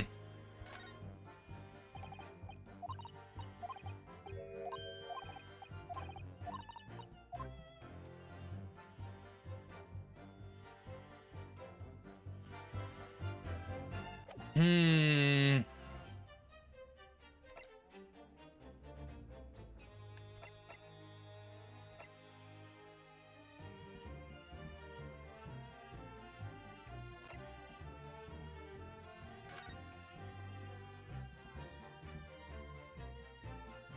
Hmm.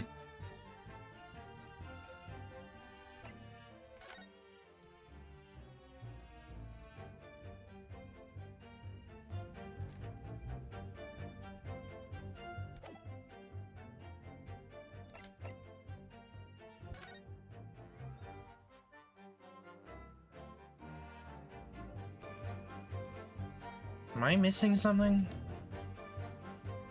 Hmm.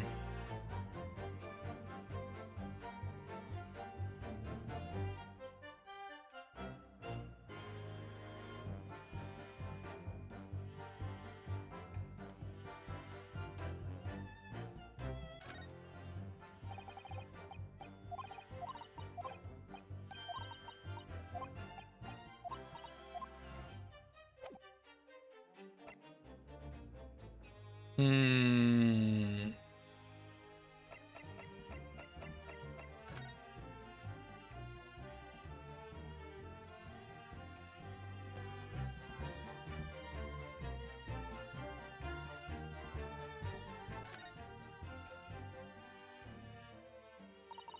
Let's see.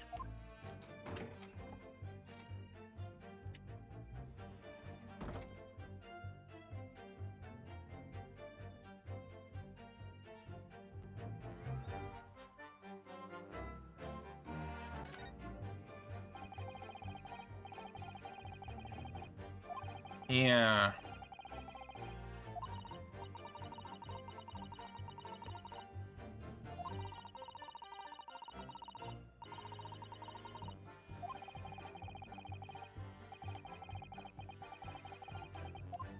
That very impractical women's clothes.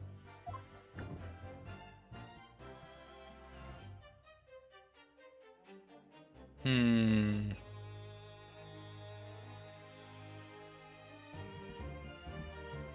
There's nothing that's standing out.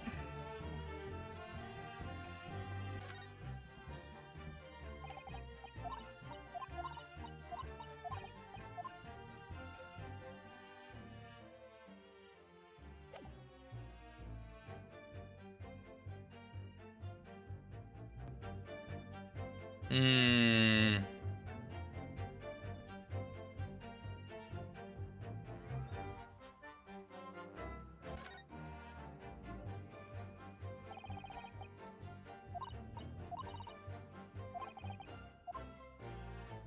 No, you see that little latch thing there?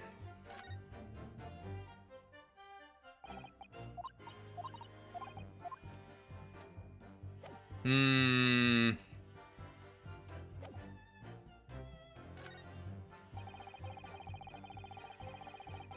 Hold it! You didn't see anything? Oh, yes, sir, that is... No, sir, I didn't... Very sorry about it, I said before. Very sorry, yes.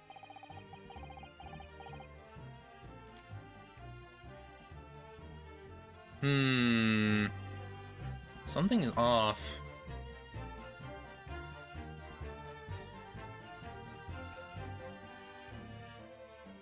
Hang on a second.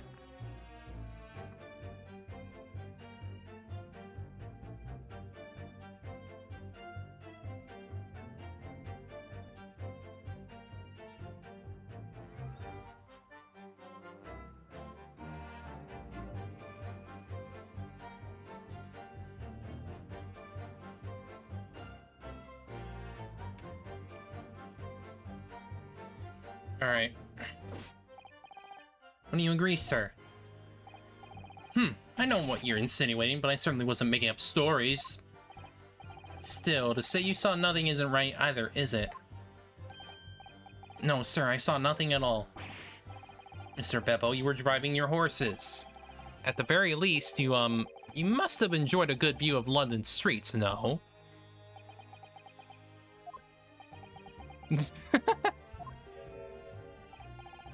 Oh, please, you didn't even see that?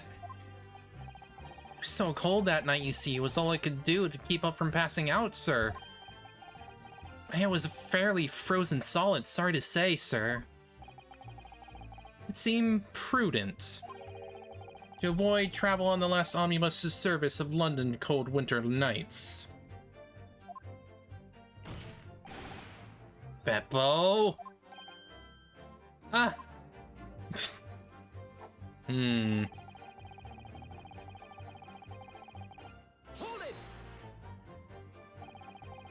And everything you saw through the skylight of the roof of the omnibus?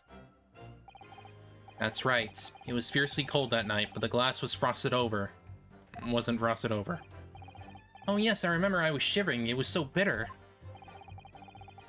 Which rather begs the question of why the pair of you were sitting the roof deck in the first place. Well, I don't know about this young fellow, but I couldn't enter the cabin. Oh, why not? It was locked from the inside. I tried knocking, but no one opened the door. It was locked? That's right. It's a public service bus, for pity's sake. That's not what I call fair play. Yes, I had exactly the same experience. Tried knocking, but the gent inside just gestured at me to clear off. So no choice but to climb up to the roof deck and look down longingly into the warm cabin below. Well, I can assure you, it wasn't just looking down. I was glaring long and hard.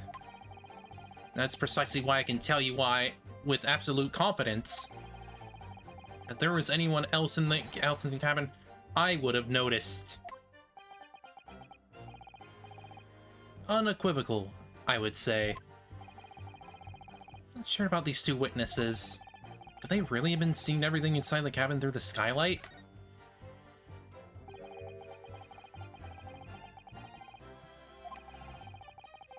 No, actually.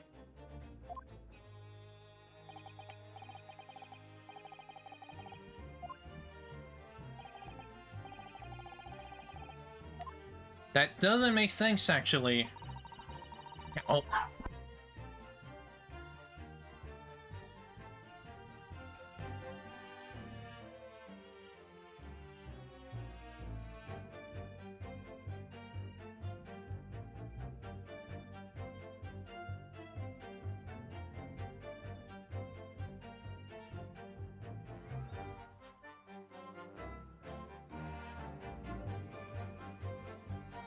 Got doggy borks. Mr. Fairplay didn't see Mr. Mason being stabbed at all. Usually somebody just changed it. Yeah. Two of them are recounting what they saw through the skylight in the omnibus roof. I know it's a large window and certainly affords a good view of the inside, but... well, I think perhaps we ought to confirm that they're seeing with their own eyes as much as possible. What do you mean? And then we can examine the evidence firsthand. The omnibus is here in the courtroom, after all. It's a good idea, and we consider the witnesses' statements while we're looking around. Yeah.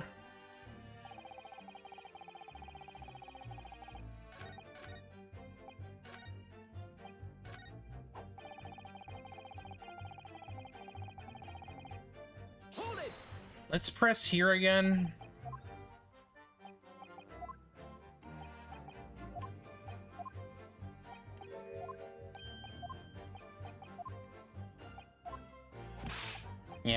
Yeah.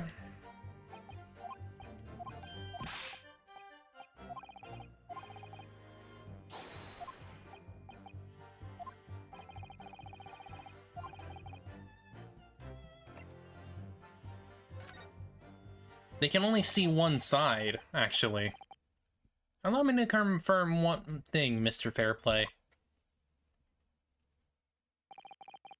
You're riding this omnibus and witnessed the events in the cabin through the skylight in the floor of the upper deck. Is that right? That's right, yes. In that case, there's a portion of the cabin interior that would have been out of sight from you. What? By golly, really? Obviously, at this stage, we can't say for sure. But the possibility can't be denied. That at another time of the incident, there could have been another passenger in the enclosed cabin of the omnibus. Objection!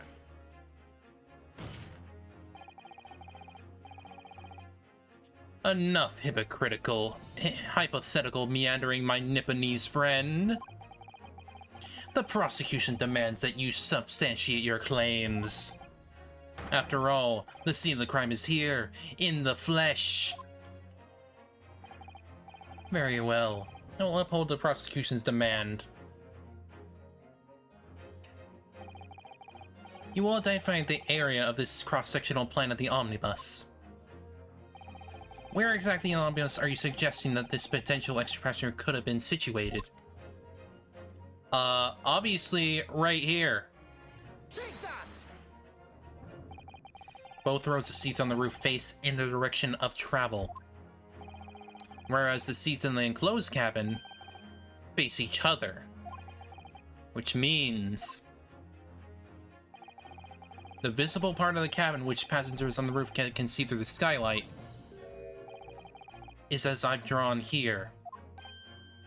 Ah, that's right, my lord. As you can see, the seat opposite the one on which the victim and the attacker were sitting is obscured from view. In other words, if someone had been sitting on that seat, it's quite possible that these witnesses would have been completely unaware of it. Ah! Objection! It's quite possible some phantom was sitting there. You Nipponese have a forbidding habit of obscuring the truth with an ambiguity. I concur with the prosecution's rejoinder. In a British court of law, evidence is paramount. I cannot entertain this conjecture, counsel. That is, unless you're able to put a name to this mysterious passenger to whom you allude. Can you, Mr. Naruhodo? I honestly don't know. Who could it have been? Who could have been in the other seat, which was out of sight from the witness's roof on the roof deck?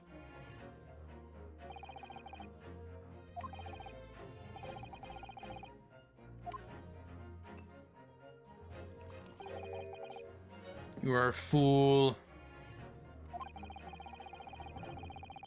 That response was a desperate attempt by a man who has no notion of his own limitations. A toast to hard lessons not yet learnt. Let's not delay, counsel. The defense is still to name the passenger in the other seat. This could be it. This could be the chance I've been waiting for to turn the trial in my favor.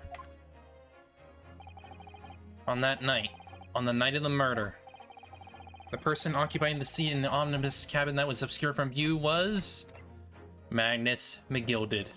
Take that! That passenger in the closed cabin that the witness on the room deck failed to see has to have been Mr. Magnus McGilded. Mr. McGilded? What are you talking about, counsel? That's the name of the defendant. Objection! What the hell, man? What the hell, man? If I desecrate the chamber by smashing my hollow chalice, do forgive the discourtesy. Lord Van Zeeks! People talk of those tiny island nations in the Far East as having a learning and culture of their own. But I see they use the terms ill-advisedly. What are you trying to say? Let me explain in terms that even a student of an artless backwater such as yourself might understand. When the bloody scene unfolded, the victim and the assailant were sitting side by side.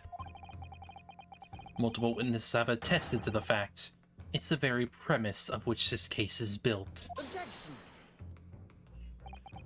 But that premise may be wrong. What? If the victim really was sitting beside Mr. McGilded, it creates an inconsistency that can't be reconciled in any way. What inconsistency, counsel? Defendant's gloves, my lord. Got him. Both witnesses made the same testimony. They claim that there was blood on both hands of the person sitting next to the victim. Objection!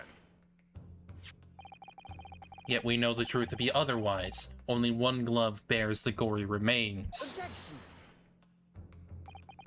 The point is, even in the face of this irrefutable evidence, both witnesses have maintained their stance. Yes, their testimony remains unchanged. Exactly. They both adamantly swear that they clearly remember seeing blood on both hands of the assailant. In short, their memory of events is correct, and their testimony reveals the truth. It was somebody else sitting beside the victim that night, a third party we have yet to identify. And the victim's blood was on that passenger's hands, both of them. Objection! And who was this third party? Obviously, the true culprit. Extraordinary.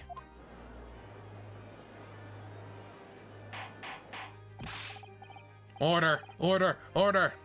What exactly are you postulating? Objection! The defense's postulation is just that, nothing more than conjecture. The witnesses have clearly stated they saw the accused. Objection! But when elaborating on his testimony, Mr. Fairplay said the two of them were wearing hats, and I couldn't exactly make out their faces. Yes. The tops of their heads were very obscured by the roof. I could clearly see the rest of them, though. Yes, that's right. Both gents were most certainly hatted. Hatters do tend to notice such things, sir.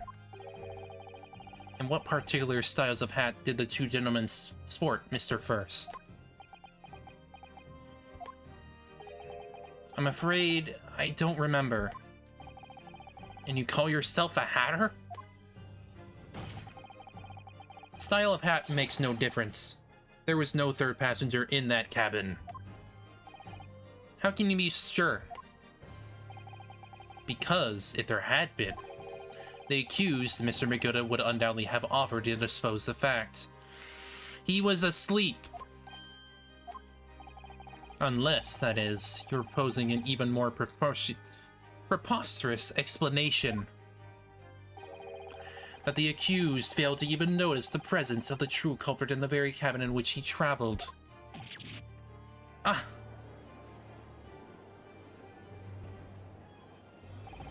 He's right. If there was another person traveling in the closed cabin of the omnibus, it's inconceivable that Mr. Gilded would have been unaware of it. Unless he was asleep. There's clearly a simple solution to this problem. Bring the accused Mr. McGilded to the stand. Well, what say you, counsel? The prosecution objects, my lord. On what grounds? As a suspect, he will have already made a full statement to the police. But what if there's some reason why he's unable to speak freely? Magnus McGilded is no uneducated ruffian.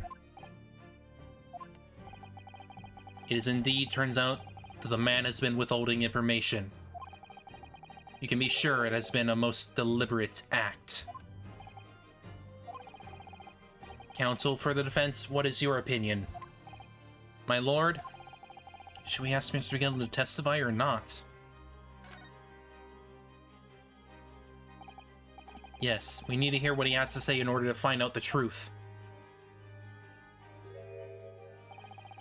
The defense would like to call Mr. McGilded to the stand. In that case, I would like to hear the opinion of the jury. Yes, I need a little time to consider this. If you ask me, I think we should hear what Mr. McGilded has to say. Get the man out here, I say. It would be utterly illogical not to hear his testimony. When something needs doing, get it done. That's how I run things at the guild. Hearing what the patron of my favorite little park has to say, oh yes, that would be lovely. Yes, the jury says the man must be heard. Very well. The court will hear the defendant's testimony. Bailiff, show the defendant to the stand at once.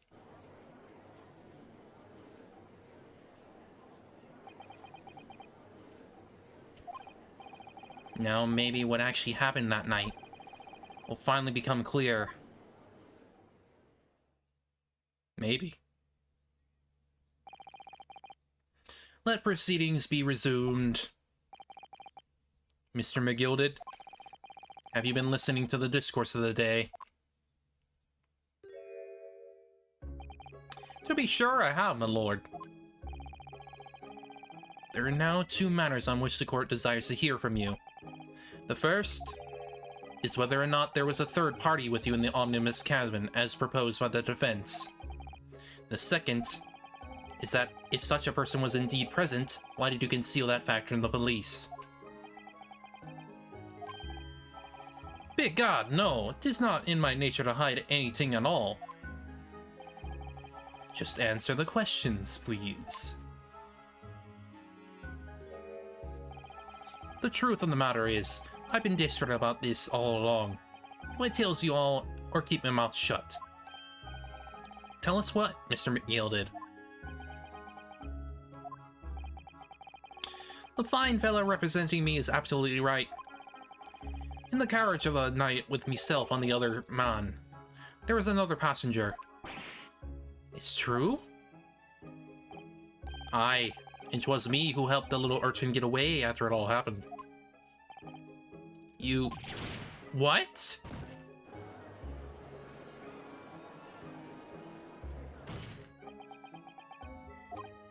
No, Magnus McGilded. That convenient excuse can't save you now. I'm truly sorry, so I am, Lord Van Zeeks. I'm sure you'll be wanting to know why I had said nothing when I was taken in by police. I do be having a very good reason, I assure you. Which was... well, the little child was just in the wrong place at the wrong time. Not in any way involved, you see. What? If the police had known the wee one was there, they'd have assumed she'd done it. They'd have hauled her into your courtroom, just like myself. I was only trying to spare her that. Young hearts and young minds are easily damaged, my lord. And who was this young child of whom you speak? That, I don't know. You don't know? Well, the wee thing just happened to be in the carriage last night. I never saw her before or since. Objection! We have absolutely no reason to believe this man. The prosecution calls for the witness's statements to be disregarded by the court. You know, I wouldn't be surprised if the urchin isn't here in this courtroom as we speak. Listen to the proceedings.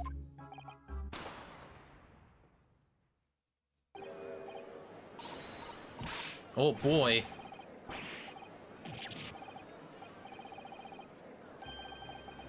What is going on? Careful, Mr. Naruto. Cover your face. Bailiff, don't let the accused escape. Secure the omnibus. Mayberry, call in emergency recess. Bailiff, ensure the defendant is in custody and clear the courtroom.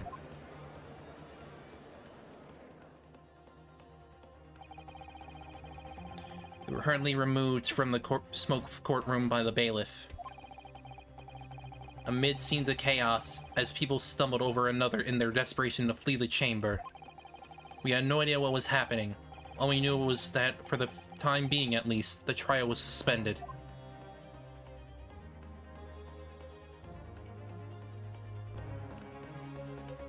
Oh boy. Oh boy.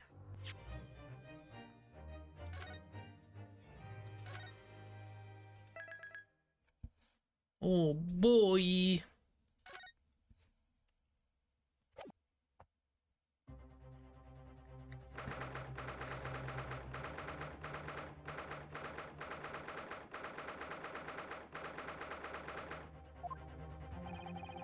What on earth just happened in there? Mr. Naruto, I managed to find out what happened. Miss Susato. Sold it as an advanced form of smoke grenade. Type of exploding device that releases smoke. A smoke grenade? It sounds like the sort of things ninjas use. They're just making sure everything is safe now. I think the trial will start again before long. But who would have done something like that? Just managed to catch someone who was trying to flee the courtroom, apparently. Flee the courtroom? Why? Well, it's a young girl around 15, I hear. A young girl? And could it be the other passenger that Mr. McGilda was just talking about? My thoughts exactly. So he wasn't lying. What became of Mr. Gilded, actually? There's so many things I need to ask him about, but he's not here. I think he was summoned to the prosecutor's antechamber to answer questions. Along with a young girl. Who is she, I wonder? And what was she even doing here at the trial? She was taking a huge risk, and for what possible benefit to herself? There's another matter that's troubling me. What's that? The 20 pence.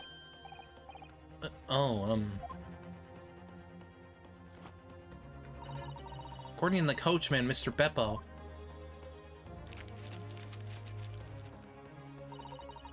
he took 4 passengers that night at a fare of 5 pence each.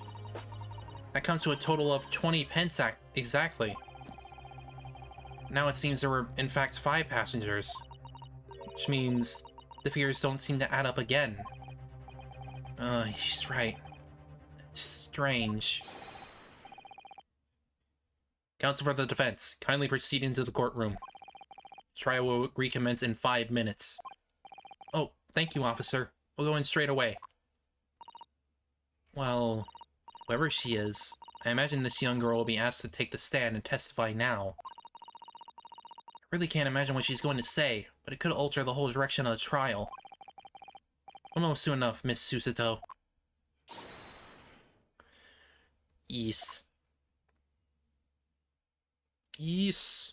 Yes. 18th of February, 1 p.m.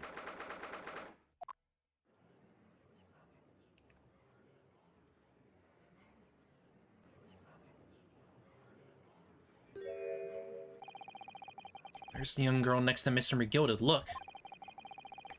She must have been the one who caused the disturbance before. Well, after that rather eventful recess, the court will now resume the trial of Mr. Magnus McGilded. Now then, Lord Van Zeeks. My lord. I believe you established the cause of the smoke which veiled proceedings earlier. It seems to have been an advanced form of smoke grenade, of the sort typically employed by the army. Good gracious, the army? What in the devil's name? It was an elaborate attempt by a young girl to cloak her escape from the public gallery, but she was caught. And now occupies the stand. Your name, girl? Are you responsible for the smoke grenade which induced such a pandemonium here in my courtroom? What is the meaning of this deplorable behavior?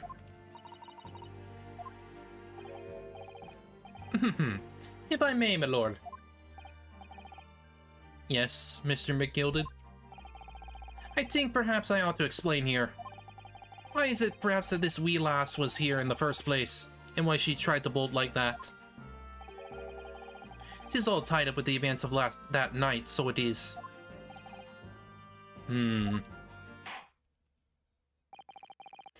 Very well, Mr. McGilded. Give your testimony. You will explain to the court exactly how this young woman is involved in the case. Just what did happen that night? It's not like a defense lawyer needs that information or anything.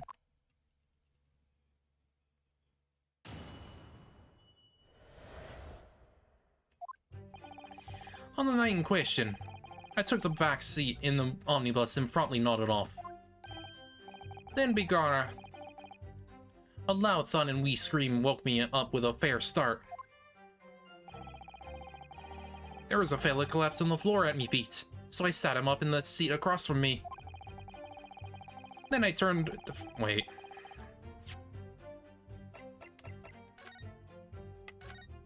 On the floor?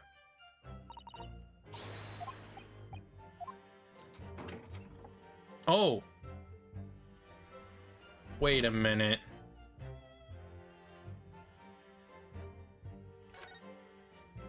Wait a minute, that looks new. That's blood, isn't it? Something wrong? Oh, it's just, well, this blood stain is so obvious, that's all. And yet Van Zieks has made no intention of it. So that does seem a little strange. Oh, that's new. That's new.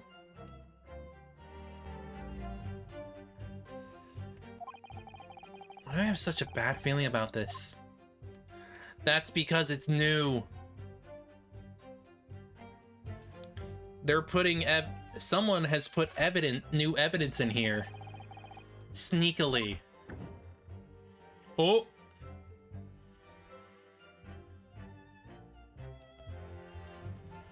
There's nothing in there anymore. Someone's been switching around shit. There's nothing in here. It's totally empty.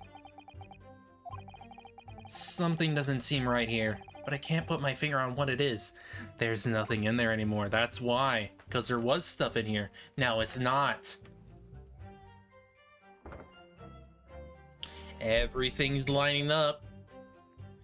They're making it easy on me to get a not guilty verdict because the evidence has been tampered with.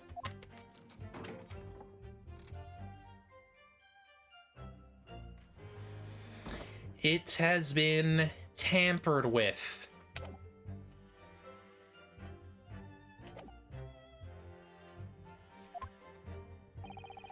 There's a child in there, all curled up in a ball, hiding her wee self away.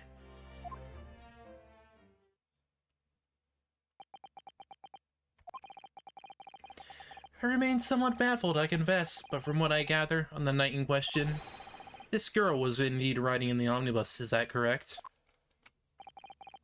'Tis exactly as the defense counsel said. The last was the 5th passenger, my lord.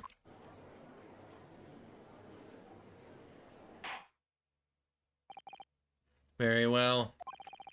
Defense may now cross-examine the witnesses. Are you ready, counsel? Yes, my lord. Or rather, no. I have no idea where to start.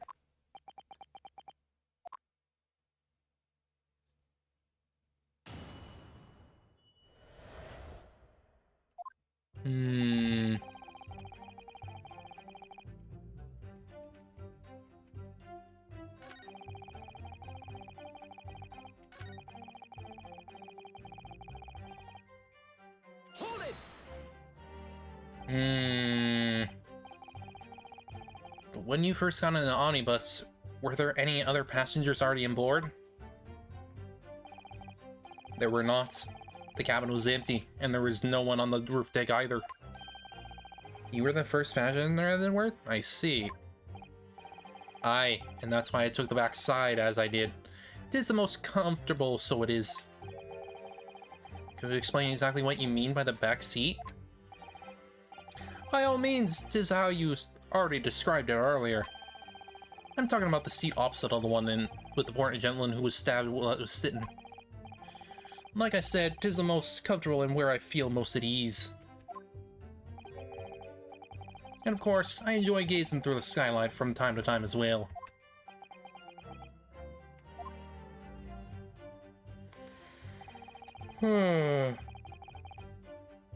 Uh-huh.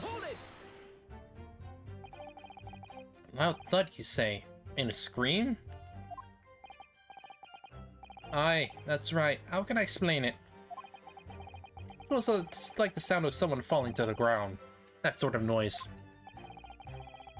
So you think it was the sound of Mr. Mason falling to the floor having been stabbed? Well now, you'll remember I was asleep at the time, so I wouldn't like to say. When the sound woke me, I opened my eyes. There wasn't a soul seen in the carriage, but they fell on the floor.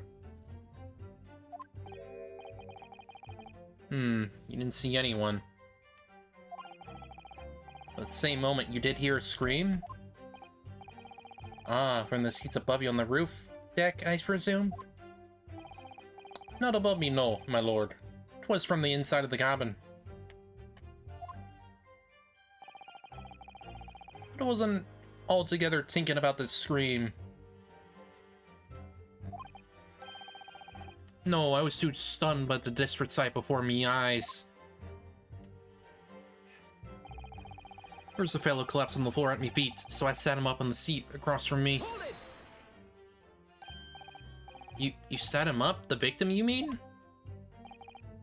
That I did. The seat across from me, as I said, I could plainly see the poor devil was already gone. You wouldn't believe a dead man just laying on the floor now, would you? 'Tis common courtesy, so it is. I find that a little hard to believe.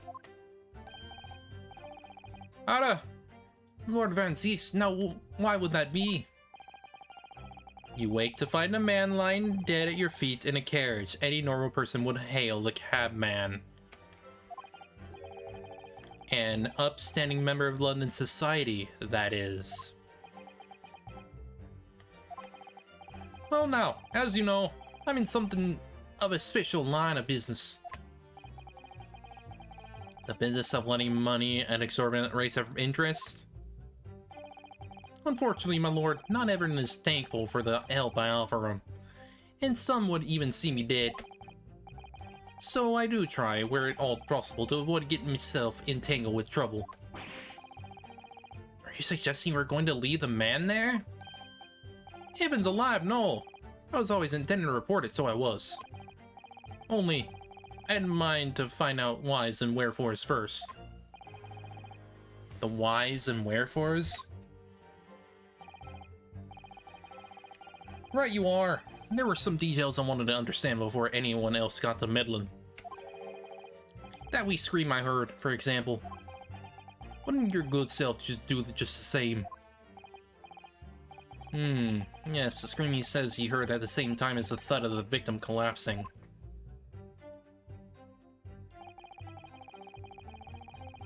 Then I turned to find where that scream had come from, and bless my soul, what did I find? Wait, why did I suddenly turn Texan? Why did I suddenly turn Southern? Yeah.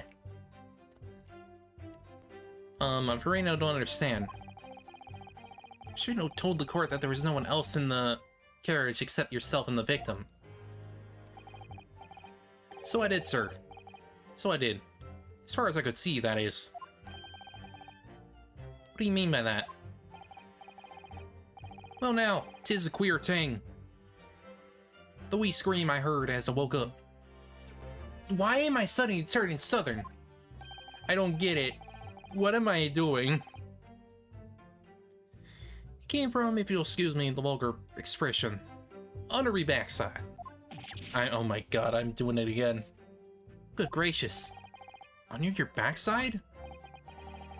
And when I lifted the seat on which I'd been sitting, I found there was a wee cubby hole there for storage. Mr. Naruhodo, we can examine the omnibus ourselves, remember? Yes, of course. The whole bus was submitted as evidence. This would be a very good time to have a thorough look around inside. That's when I found her. Okay.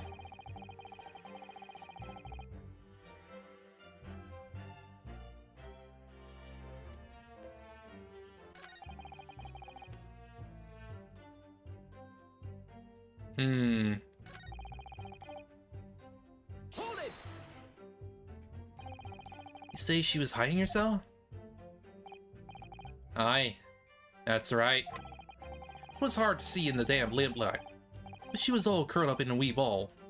When our eyes met, well, my heart nearly started beating in my chest.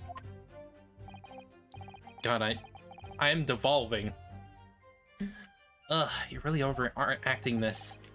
Still and all, I pulled her from under there and sat here on the seat opposite so I could have a wee shing-wang with her.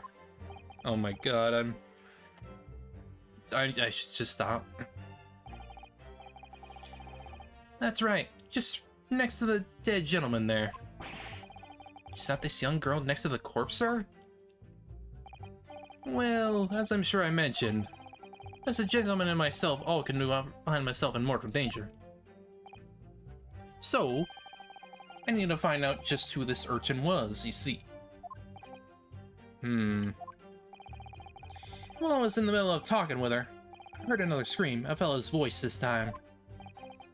Presumably that scream was Mr. First, who was still sitting on the roof deck seats. Right you are again, I would say, sir.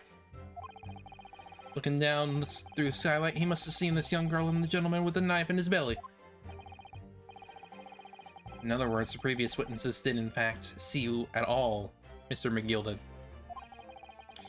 What they believed to be yourself and the victim was in fact this girl and the late Mr. Mason? Aye, my lord. How does I think everyone understands now? Sat at the back of the carriage out of sight. God, why am I doing the southern? Why? Why? It certainly is plausible, and is somewhat diminutive in stature, and readily confused perhaps with this young girl. After that, of course, with the scream from the gentleman over us, the driver realized something was wrong and pulled up the horses. Thank you, I've heard enough. The events I explained are clear in my mind. However, at least one conundrum remains. Who is the girl? Her name is Gina Lestrade, my lord. She's a chancer, earns her crust among large crowds, relieving people of their purses. Pickpocket. What's commonly called a pickpocket. What? This girl here? A petty thief?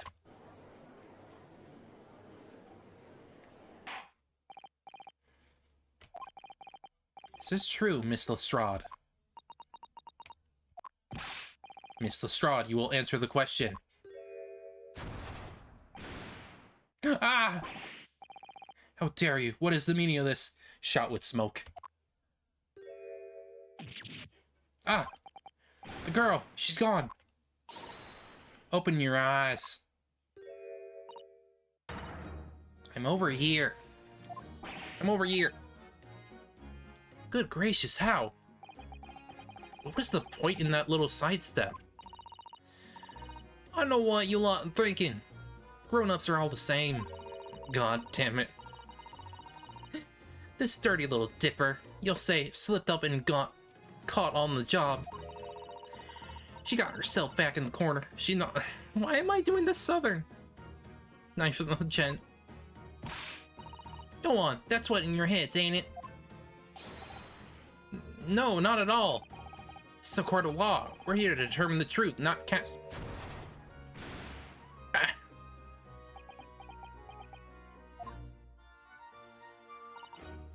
Look, the knives are for cowards. Only thugs use a weapon like that. All I need for what I do is these fingers. I'm a professional, alright? Maybe not in your eyes, but I get pride in what I do. Let me guess. You don't count smoke guns among weapons for thugs. Oh, this? Yeah, this was bag. You know, bag I lifted the other day. Down where we keep the four-wheeled drags. It's nice, ain't it? I like the pink best. Ah, do not wave that thing in my direction again. So, you admit that you were riding the omnibus on the night in question.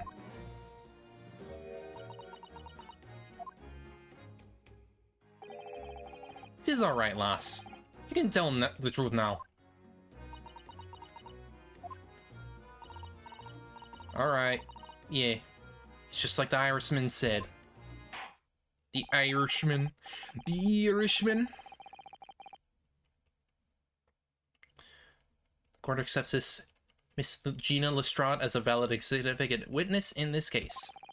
Accordingly, young lady, we will now hear your testimony, if you please. You will tell the court exactly what happened in the omnibus on the night in question. Alright, if I have to.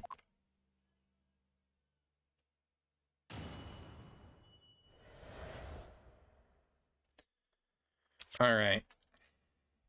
So, I think I'm gonna cut things off here. We will come back to this another time. So, yes, we're cliffhangering a little bit, but it's just for health reasons. Not like anything serious, more just taking my time with this rather than just pushing myself even harder. So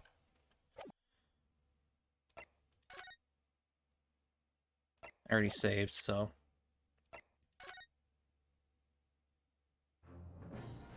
pretty sure anyway.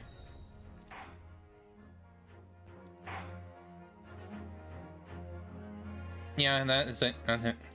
Alright, so we're gonna stop right here.